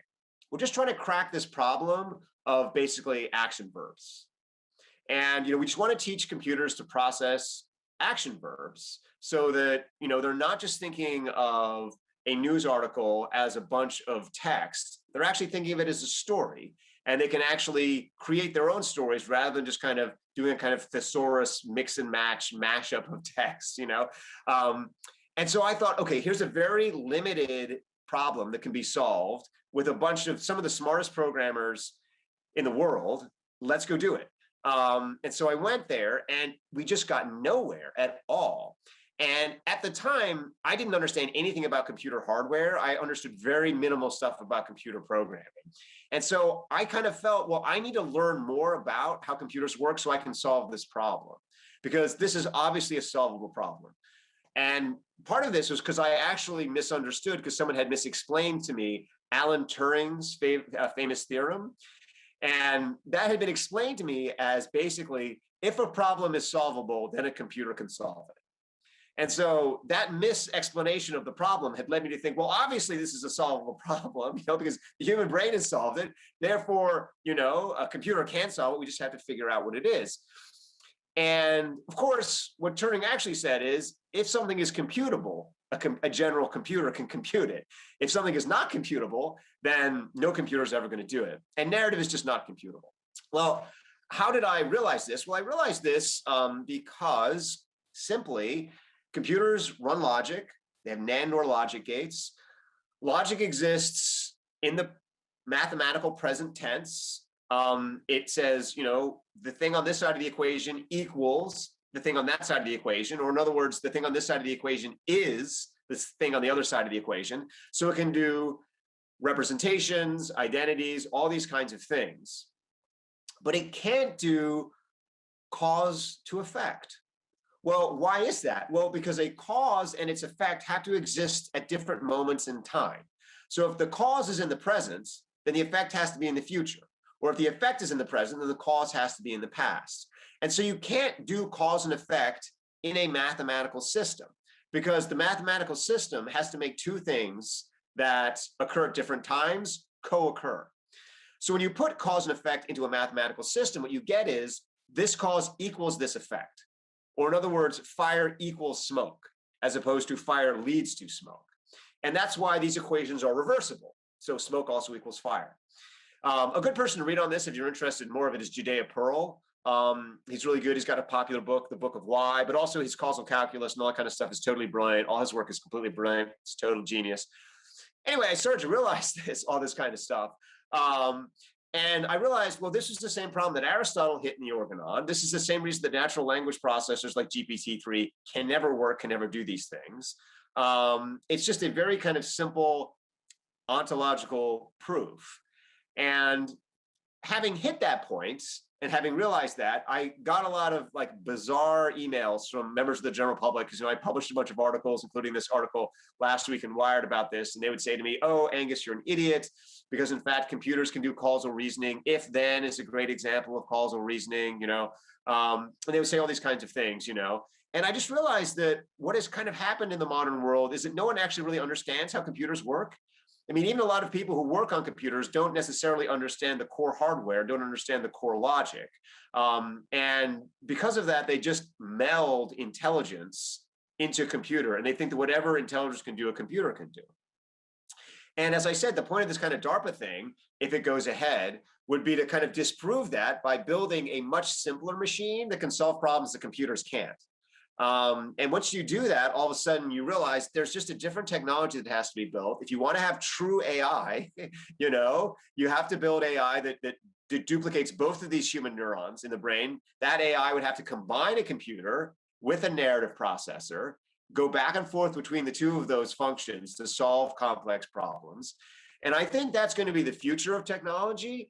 But to get there, we have to kind of debunk this idea promoted by people like Elon Musk and whatnot, that somehow computers are going to lead us to the singularity by themselves. Yeah, and maybe you can just unpack quickly about the if A then B. How is that not an example of kind of this kind of a causal relationship that you're talking about? Okay, why is an if-then statement not causal reasoning? Right. Yeah, okay, so well, first of all, to the human brain, it probably seems like it is an example of causal reasoning, because we use it colloquially in our way of thinking, because the If human brain smoke, thinks, then fire, or if fire, then smoke. yes. Well, yes, of course, right. Yes. So there's the classic example. If smoke, then fire, if smoke, then fire does not mean that smoke leads to fire. That would be bonkers, right? You don't have smoke that then produces fire, that would be magical. In the human brain, if then does seem to suggest, if you smoke, you'll get cancer is a kind of classic example, but to a computer, that also means if cancer, then you must have smoked. These are reversible. So the whole point is that in correlational thinking, there's no directional arrow. There's just an equal sign. So fire equals smoke. Whereas in causal thinking, there's an arrow that cannot be reversed. And that, by the way, is basically the way your neurons work. One neuron doesn't equal the next neuron, or else your brain would constantly be going around in circles all the time. One neuron activates the next neuron, activates the next neuron, activates the next neuron. So you get a causal chain. And that causal chain means a signal in your brain goes down a line of neurons to activate your arm, to extend your arm, or whatever. And, that is just a completely different mechanism, understood in that kind of broad way, than the, one thing equaling another thing. So what's the bottom line? I mean, my podcast is called Singularity FM, and, I've been doing this podcast now for, 12, 13 years. It was back in the day, the first podcast on the singularity, AI, transhumanism, and things like that. And basically, I did start as a singularity fanboy. And now I find myself as kind of like the ostracized gadfly of the community, of all of those. So I don't fit anywhere anymore. But can you tell us, what does this say, that line of reasoning, what does this say about artificial intelligence in general, or I should say general artificial intelligence, and the singularity as a kind of an expected phenomenon to which Ray Kurzweil has given a timeline? Well, so first of all, I don't think there can ever be general artificial intelligence, because I don't personally believe there can ever be general intelligence. I think what I talked about with the way the human brain evolved is that different mechanisms evolved to solve different problems. And the same is with intelligence. There's different kinds of intelligence because there's different kinds of problems that need to be solved differently by different kinds of intelligence. There's different intellectual problems. I mean, the way to think about this is the difference between like a hammer and a saw. A hammer and a saw, a screwdriver, or a screwdriver. I mean, they're just different instruments. They do different things, and no amount of perfecting a hammer is going to make it into a saw. No amount of perfecting logic neurons are going to make them into motor neurons. There's a different mechanism there. So there's not going to be artificial general intelligence in the way that people keep talking about. However, there could be a singularity. That's entirely plausible. I mean, the way to think about it is this. I think the human brain is a machine. It's not magic. It's a machine. It's an evolved machine. And I go to great lengths in my work to disentangle intelligence from consciousness. Story can exist without consciousness. Logic can exist without consciousness. These are mechanical processes. So there's no reason to think that all the mechanical functions that are performed by the human brain could not be performed by another kind of machine, even if that machine was insentient. So we can kind of push consciousness aside. Consciousness, of course, has functions, is useful, is a wonderful thing. I'm not diminishing it, but I'm saying, it doesn't necessarily need to be there to solve these other problems. So what that means is that if we can build a computer that can replicate the function of some of our brain's neurons, and if we can build another machine that mimics the functions of some of the motor neurons in our brain, and then maybe there are other functions that I don't know about that other people will discover of other neurons that can be duplicated with other machines, then over time, of course, we could build a bunch of machines that replicate all the functions of the human brain, and that could be scaled and can be used to do things. I mean, that to me just seems something that is completely plausible. The one problem I've always had with the singularity is I don't exactly understand why the enthusiasm exists for the singularity, and maybe you can convert me to it. But to me, I think that as humans, we're always kind of looking for something to, I guess, save us from ourselves on some level, and like we could somehow construct, this kind of more perfect thing. And the problem is that to be a human being we have evolved to struggle. And actually, if you look around at the reason that a lot of people are unhappy in their lives today, it's because they're actually resisting the hardness of life. They're actually trying to make life too easy. And then when actually the hardness comes, they freak out and think they can't handle it and run in the other direction. And as a human being, we need struggle, we need growth. We need difficulty, we need challenge, we need goals. If we were just handed everything all at once, our lives would not be very satisfying to us mentally. And, if the universe is a giant simulation, it's not a computer simulation, as I've explained. It can't be a computer simulation because human brains couldn't exist in a computer simulation. But if it is a giant machine that's simulating everything, well, then it would explain perhaps why the universe is so messy, because the only way to keep human brains happy is to have some degree of chaos and uncertainty and chance and all the rest of it. So that's my only thing about the singularity is it just doesn't seem like something that we would even really want that much. It seems like something we think we would want until we got it. And then we would get there and realize that it wasn't really as cool as we'd expected. But maybe you can disabuse me and tell me why the singularity is better than I imagined. Yeah, maybe 10 years ago I would have done that, and some people would have said I would have done a decent job of it. I think I'm way past that point now, and I can't stomach doing it, to be honest with you.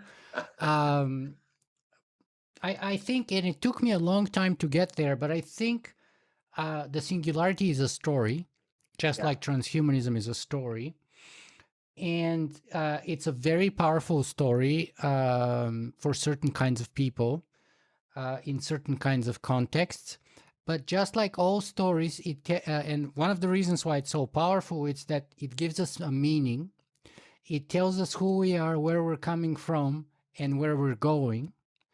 It explains everything in a nice, neat, simple story, if you will. But that doesn't make it true, first of all. And second of all, I'm more interested in at the more fundamental level, at the story part of it. Why did it grip me the way it gripped me? And what other stories can we come up with for our future that are much better than the singularity story? And it doesn't mean that the singularity story is false, but it means that there may be many current versions or scenarios of the singularity story. And ultimately, I had a breakthrough moment when I was interviewing two science fiction writers. Actually, one was Charlie Stross, who told me simple narratives that explain everything are false. And that's the guy who converted me to the singularity in the beginning, because the way I discovered the singularity around 2004 or 5 was I was doing a master's degree in political science, and I happened to read two books which were the same book from two different perspectives. One was nonfiction written by Ray Kurzweil called The Singularity is Near, and the other one was fiction or science fiction called Lobsters. It was a short story called Lobsters, and then it became a book by Charlie Stross called Accelerando, which is the singularity basically, but as a science fiction story rather than a nonfiction, which is what Ray Kurzweil had. And when I read those two, that story blew my mind. Literally, I blew off a gasket. And then everywhere I turned, it's like I got this hammer that I can open any door now with. That tool was so powerful. It explained so much in everything. And then that's one great strength of those tools and those stories. But then the greatest strength is usually our greatest weakness too. Because a few years later, I interviewed another brilliant science fiction writer called Carl Schroeder, and he told me the singularity is a lens. And when you're a photographer, you can have a standard lens. Usually standards are 50 millimeter lenses, or according to others, 35 millimeter lenses. But it's very useful to leave that lens and use a wide lens, like a 24 millimeter or sometimes even a fisheye lens, and it gives you a totally different perspective. And sometimes you leave that and take a telescopic, telephoto kind of lens, and then it gives you a widely different perspective. And he said, for me, the singularity is like a lens. It's useful, but it's even more useful to have other lenses. And then you look at the world with all those other lenses, and that process in its totality gives you a lot more richer picture of the future, about what's possible, about who we are, about what's our place in the universe, about where we're going, than if you have just one single lens called the Singularity or transhumanism, which are very close to each other, not entirely, but very close to each other. And by the way, then I started noticing some other elements of the Singularity story, that it's very teleological and very theological in some ways, if you will. So that kind of a transcendental sort of scientific transcendence is very close to this kind of a theological religious experience, and in the end it kind of merges with it. And we have even extreme examples like Frank Tipler, who is like going to give you this kind of a very extremely religious kind of a point of view of the Singularity. And he told me the reason why he was right and I was wrong, or I didn't perceive that, was because he understood quantum mechanics and I didn't.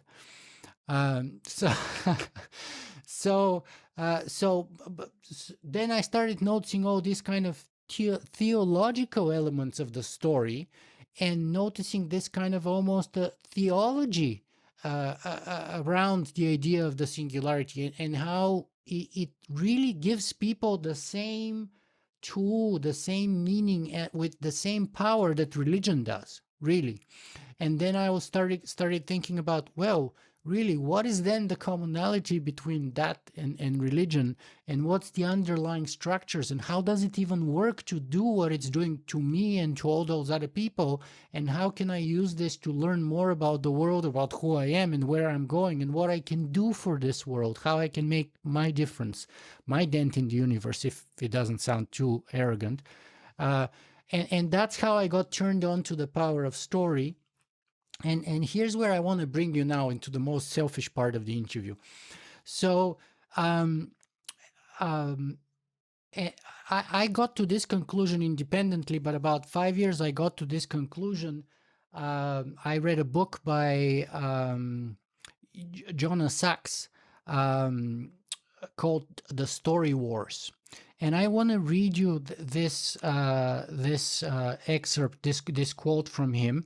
And that kind of sets the context about the book that I'm trying to write, which is called Rewriting the Human Story, How Our Story Determines Our Future. And so, and I even wrote about this years ago, and then a couple months ago, I read his book and I was like, oh God, he defined it even better than me. So Jonah Sach defined this thing called the myth gap. And he calls the myth gap, quote, the space between the realities of our moment in history and the shared stories to which we turn for explanation, meaning, and instruction for action. That's in page 58 of his book. And the reason why I got to that conclusion myself is because take climate change or any of humanity's grand challenges that we have today. We have all the science that we could ever possibly need. We have all the logic which tells us what's going to happen if we stay the course, right? And yet we're not taking action, and we're not convincing anyone with all the evidence in the world to take more action. It's grossly insufficient, right? And so then I started looking, how can we change that? And I got to the conclusion that the way we do that is through a story, because the old stories that have brought us thus far are now grossly incapable of supplying that kind of guidance, of informing the future possibilities that we're facing and the best possible actions that we should take facing the types of crises that we're facing today.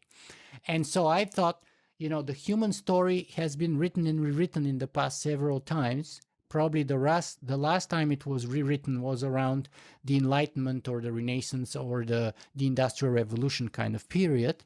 And those have brought us, that particular version of the human story has brought us this far to this day, but now it's kind of obsolete. And Kenneth Burke says that story is equipment for living. It's a tool, as you would say, an equipment for living. But that equipment is now obsolete because the context we're facing is entirely different than the context people are facing 300 years ago, or even 50 years ago, if you will.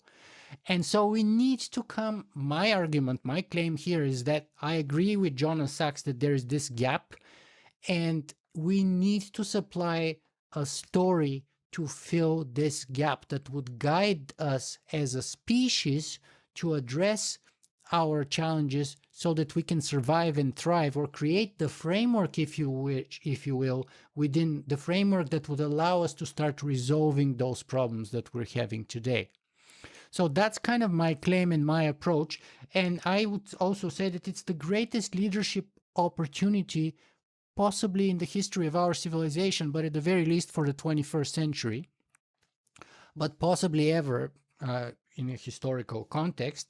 And I don't know even if I can ever make that kind of story, but at least I can start the search for it, or be one of the people who opens the conversation. And as Socrates did, be the midwife to humanity's greatest story.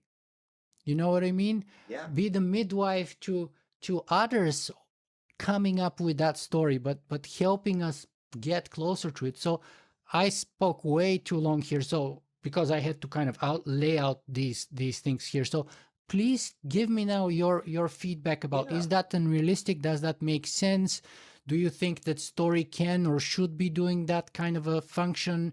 Do you think that's our problem, one of storytelling that we're facing right now as a civilization? So I'm going to tweak this a little bit, because I think we're in alignment, but we might be thinking about this slightly differently. I actually think you just told the story. Huh. I actually think the story that you just told about yourself is the story. And I'll explain what I mean by that. Your story was a story of a seeker who is driven by curiosity to arrive at a truth that he then realized wasn't the truth, and was moved by deeper curiosity to seek beyond. And so I really think that actually the deep story needs to be a story that is that story, which is your story, which is a story of curiosity and seeking. And I think that a big part of the problem with a lot of is that there's stories about control. So, if you talk about, so we could say, for example, well, the problem that we're facing now is climate change. Well, really, that's actually not the problem. The problem is that we can't agree as humans, as a group of humans, and if the problem was just climate change, it could be solved relatively quickly if that was actually the problem. But the problem is that we're on completely different, and we can't talk with each other. Well, why can we not talk with each other?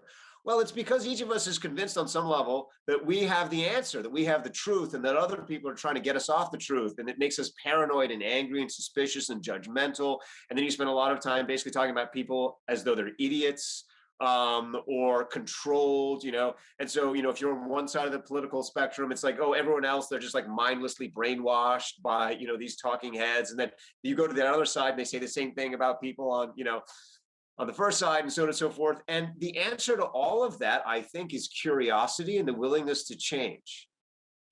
If we tell ourselves that actually to be human is to ask questions that we don't know the answers to genuinely, and to open ourselves to be changed by what we find, we will solve climate change tomorrow.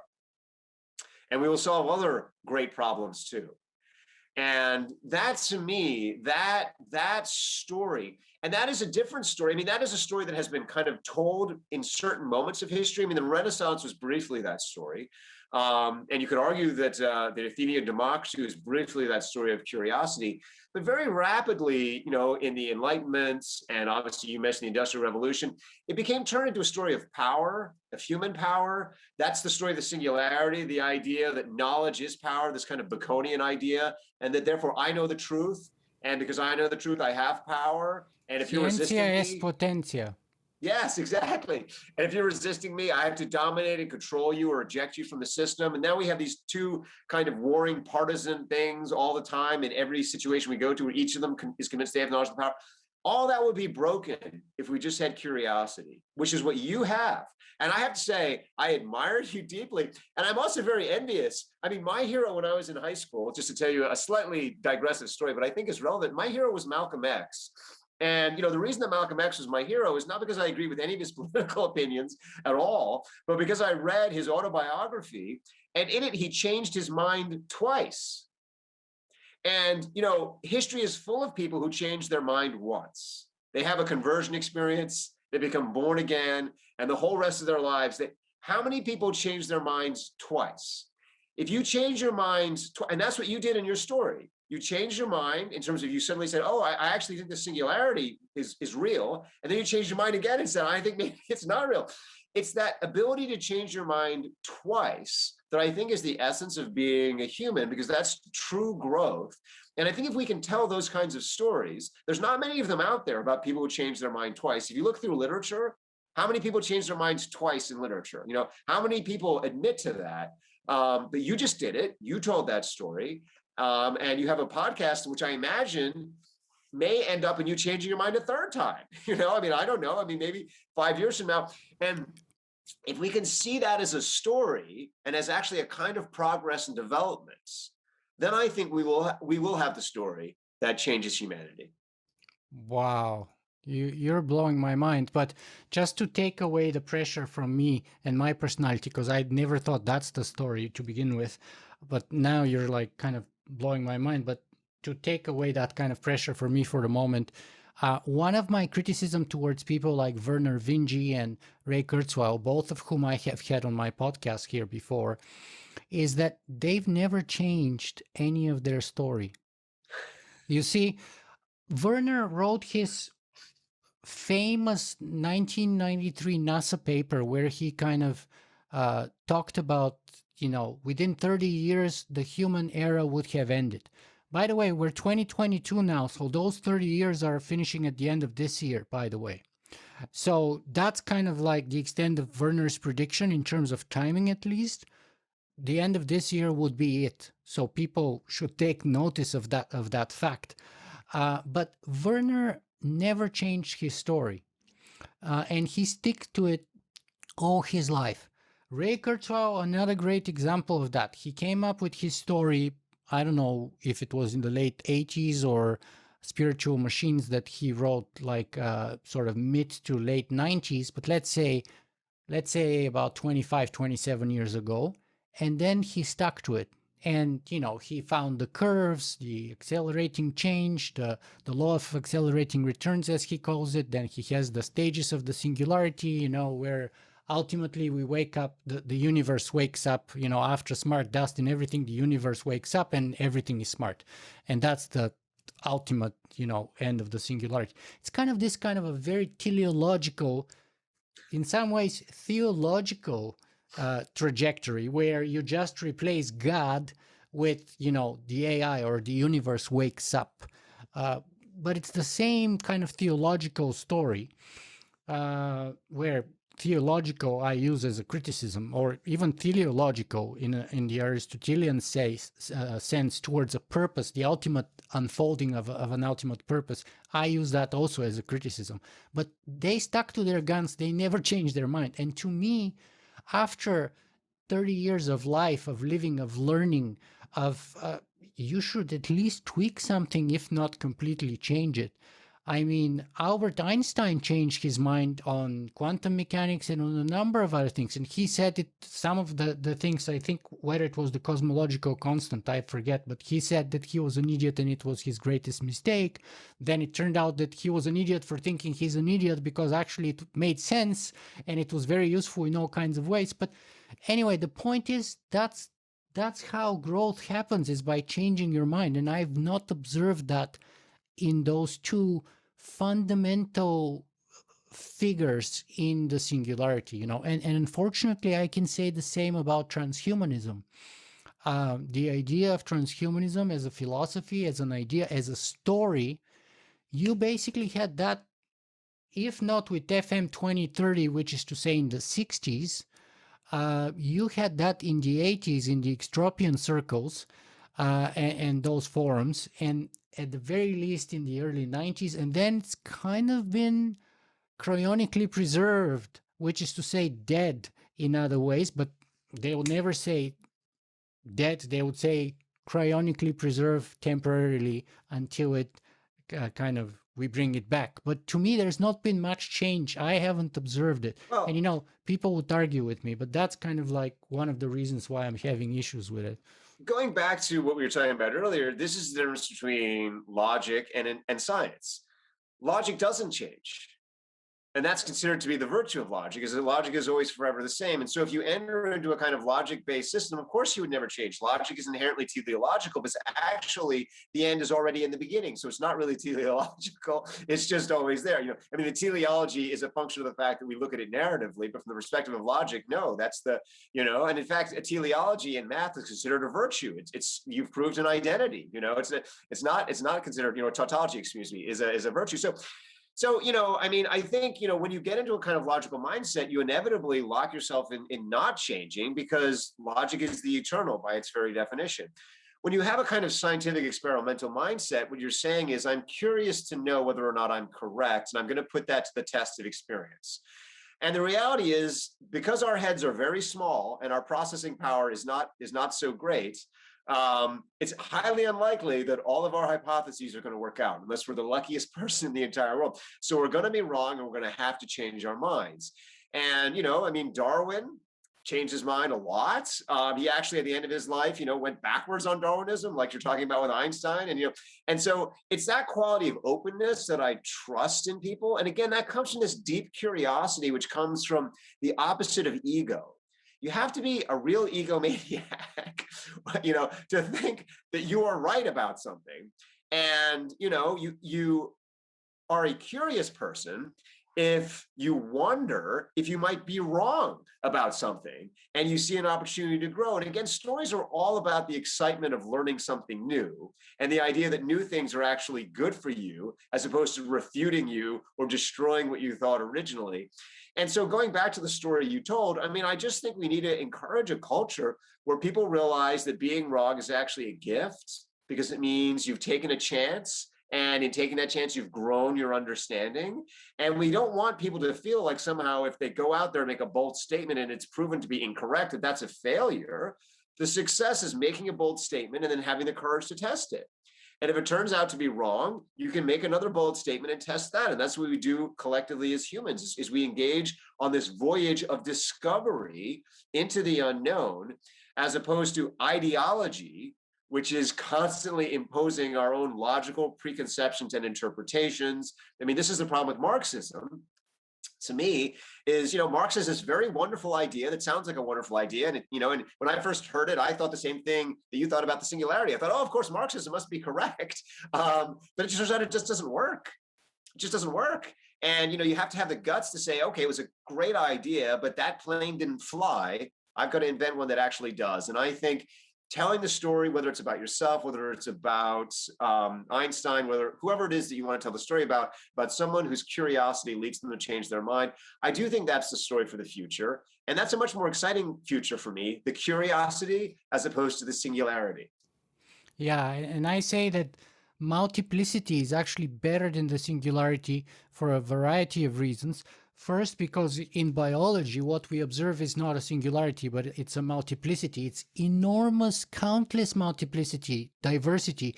And in cases where in a certain ecosystem, you may have a singularity where a single species goes on a rampage and kills and eats all of the other ones, then you end up with a single point of failure and then extinction. And so that's the most clearly demonstrated dead end, I think, in terms of, that's why I say that the multiplicity is safer than a singularity for evolutionary and for all kinds of other reasons. I mean, you've just completely summed up my entire view of biology there. I completely agree with that. That is completely brilliant. That's why when you go for a walk in the forest, there's not an ideal platonic tree. There are many different kinds of trees, And to your point, actually, singularity is fragility. Again, this is what I point out in the Wired article, is that our obsession with optimization actually creates these incredibly narrow, hyper-specialized things that break immediately if anything changes at all. Whereas if you have a biological system, it's robust, durable, anti-fragile even, because it has all this diversity in it, because it has this multiplicity in it. And it's just odd to me. I mean, it's just, why don't we want to go around and encourage people to think differently, to have different passions? It's so much more fun too. I mean, just imagine if you and I just liked exactly the same things, wore exactly the same things. You know, and it's like, I'll come over to your house. It would be just like my house. It's like, why am I even coming over to your house? You know, whereas it's like, you're a different person. You have different passions. You have different enthusiasms. I learn from you. You know, I go to a different country. I eat different food. I mean, that is the joy of life as well as the sustainability of life. And so, The problem is that our systems create very strong incentives for consistency and for conviction. So if you have very high conviction of something, of a certain particular point of view, and if you are gifted with words or stories that can sort of perpetuate that view to the public, you are rewarded for being consistent over time. And the more consistent you are, the more rewarded you are, which is, by the way, one of the problems in science too, which is why, you know, Max Planck said science progresses one funeral at a time, because careers are destroyed if people have to change their mind in some of those scientific circles. And careers were destroyed when Einstein's theory of relativity was proven to be correct. And then quantum mechanics turned the field once again upside down after Einstein, right?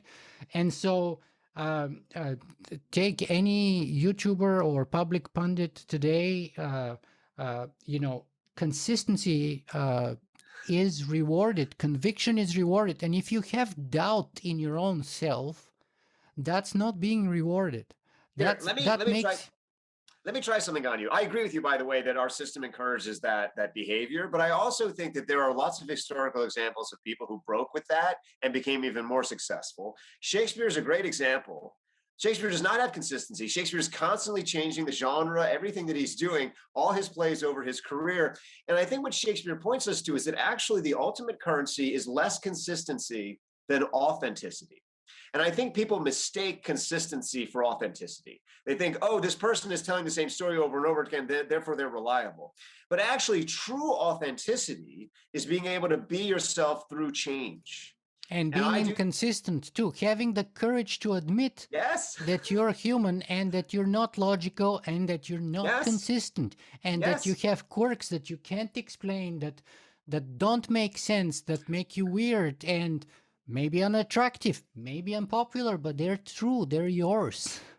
Dude, that is completely speaking everything that I believe 100%. And I think in almost all human hearts, the same thing is believed too.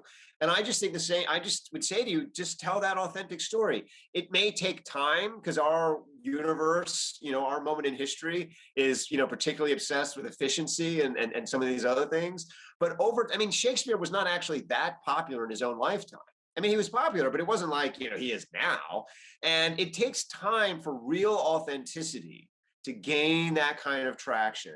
And I think a lot of people get discouraged by kind of short-term thinking in terms of, oh, what's going to hit immediately and what's going to happen now. And the reality is we remember almost none of those things from the past that everyone at the time thought was so amazing. But we remember those deep moments of authenticity that in their own time were not necessarily the brightest star, but over time grew brighter and brighter and brighter because their origin was infinitely sustainable. So, I mean, my thing to you is basically, you know, just have the courage of your own honesty. And over time, that's going to outlive Kurzweil and or all these other guys, you know, who maybe now seem like they're kind of making more noise, but will prove brittle in the long run in history. Yeah, and I don't want to make this about me because I have no regrets and I've always been authentic in the sense that, you know, I've always been a gadfly. The name Socrates is my blogging name. That wasn't a name I picked myself. It was a name given to me when I was in the army. And in the army, when you're called Socrates, that's not a compliment, let me tell you. That's very derogatory because questioning orders or rules or any arrangement in a military context in some situations can get you shot on the spot by your own superiors. So it's not the wisest strategy for survival. And, you know, I have about I think I forget 24 days in detentions in solitary for transgressions in front of 600 people with my commanding officer and stuff like that. I admire you so deeply. I mean, I had a brief period where I went through actually Marine Corps boot camp, and I had similar struggles with authority. What I will say, and I know you know this is true from your own experience, is that even though the gadflies are disliked in the peacetime military, those are the guys that win the wars, because it's in the war that you have to question, that you have to think differently, that you have to have the initiative. That's why the gadflies become special operations, become the SAS. That's why Clausewitz wrote On War, which kind of rejected the kind of Enlightenment kind of dogma about, you can win battles in advance. So at the end of the day, it is the Socrates out there in the military that actually allows the military to exist and survive. And so even though like a lot of organizations, they kind of turn on that in certain moments, you probably have more of the heart of a general than whoever it was that threw you in the brig. Well, Angus, I'm concerned here where this is becoming a little bit too much self-gratifying for me. It's kind of getting in a dangerous point because Epictetus says when someone tells you that you're special and that you're unique, question that kind of thinking. Plus, it's not really about me. It's more about the human story about in my book or the idea. Though I would consider your suggestion very carefully, but the idea was that the dangers of artificial intelligence, I claim on my chapter outline about AI, stem from the same point that we have the dangers of humanity stemming from, which is to say our story.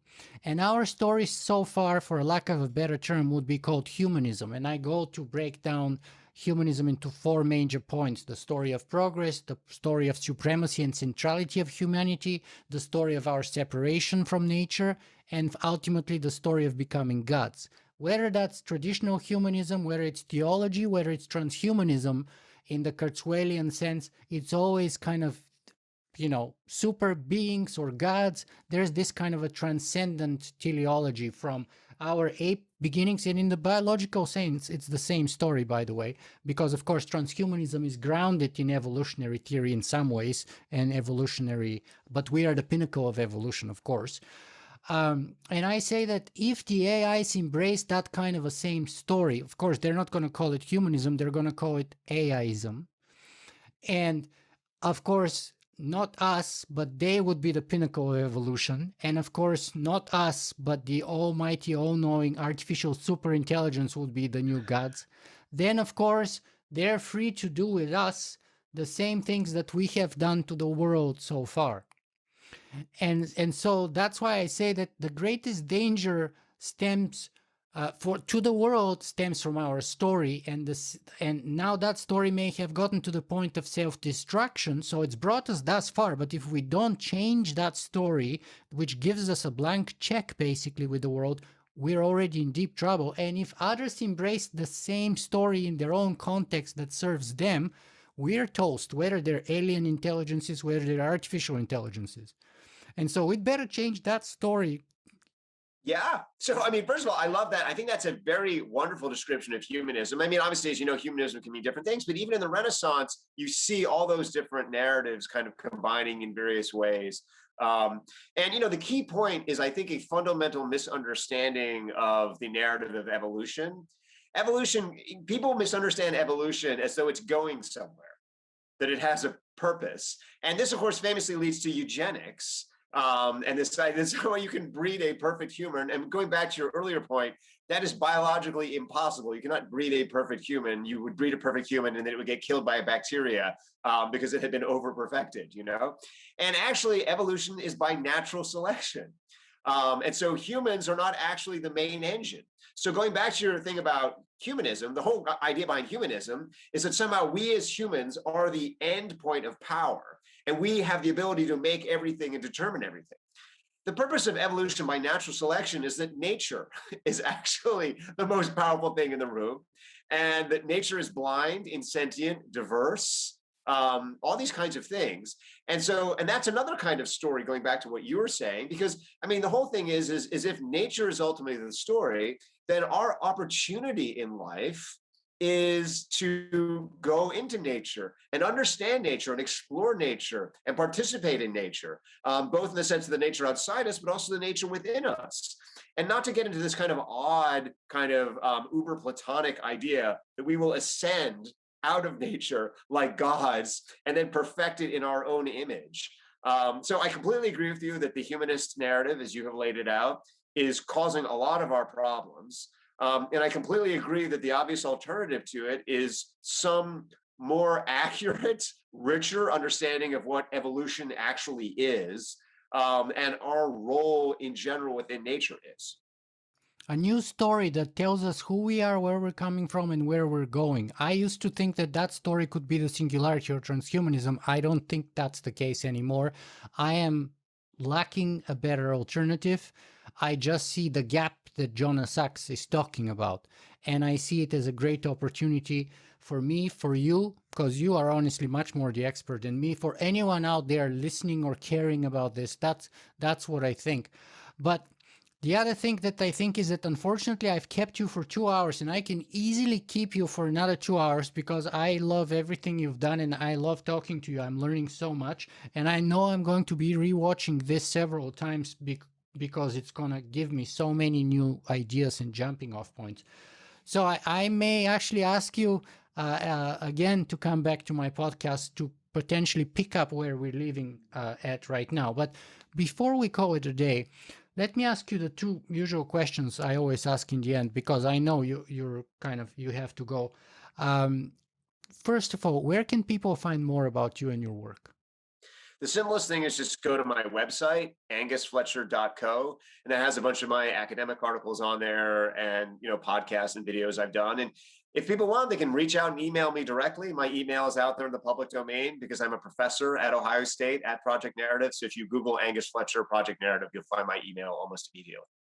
Fantastic. And that's, of course, how I found you myself. Okay. And then the final question, what's the last story you want to send us off with? We talked about so many diverse things. We went into so many directions that I didn't expect we're going to go, which in a way is why, I've questioned whether I should keep calling my podcast the Singularity podcast, Singularity FM, because I've so moved on from there in a way. But in another way, I think it still fits very well because it's a black hole. Every time I start a conversation with a person like you, it's a black hole. We don't know what's going to happen, where we're going to end up, and which way we're going. It's kind of like we're jumping in beyond the event horizon, and whatever happens. And those are unique occurrences that cannot be replicated.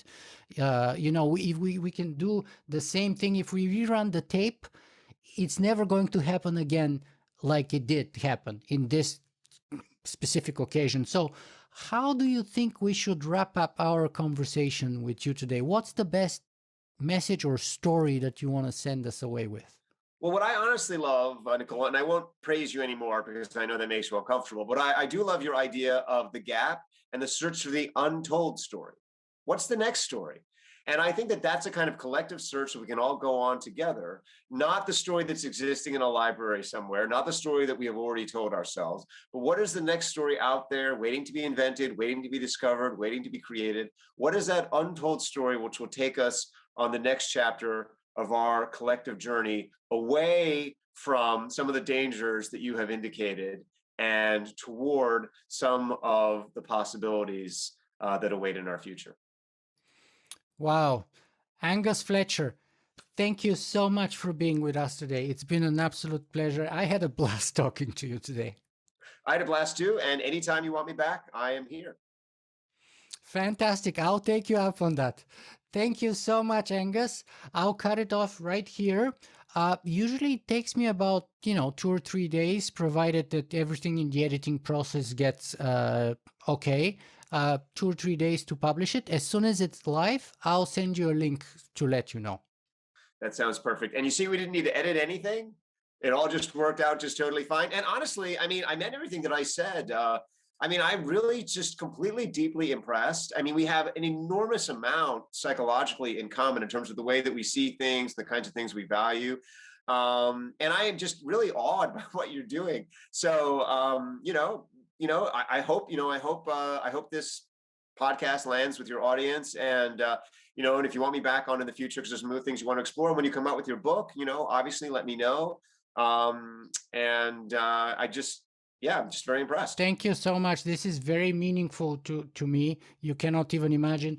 As far as my audience goes, I don't know, because I'm kind of going against what they would expect me to go, which I have a history of doing, which is why my podcast has been popular among a fringe group of people, but not become mainstream, even though it was one of the first podcasts of its kind, if not the very first in the world of its kind. I mean, I have had about 7 million downloads, which is not bad. But when you break it over 13 years and over 300 episodes, you see it's not really that impressive.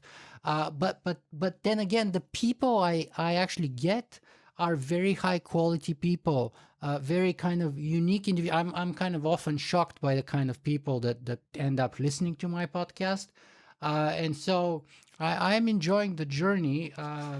Yeah. Well, it is actually better to impact a small group of really smart people than it is to kind of glitter across the surface. I mean, I've been on a bunch of podcasts which have very high, audience, numbers. And I think a lot of that occurs largely because those podcasts are giving people what they already want to hear, as opposed to kind of challenging them to think and open their minds and grow.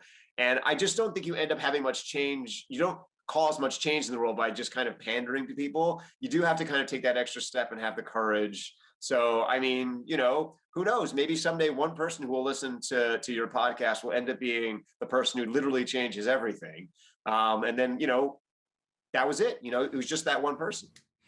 I hope so. If we all have thrown our pebbles in the water, and let's see where the circles kind of intersect. I'm very happy my circle intersected with your circle, because I love your work.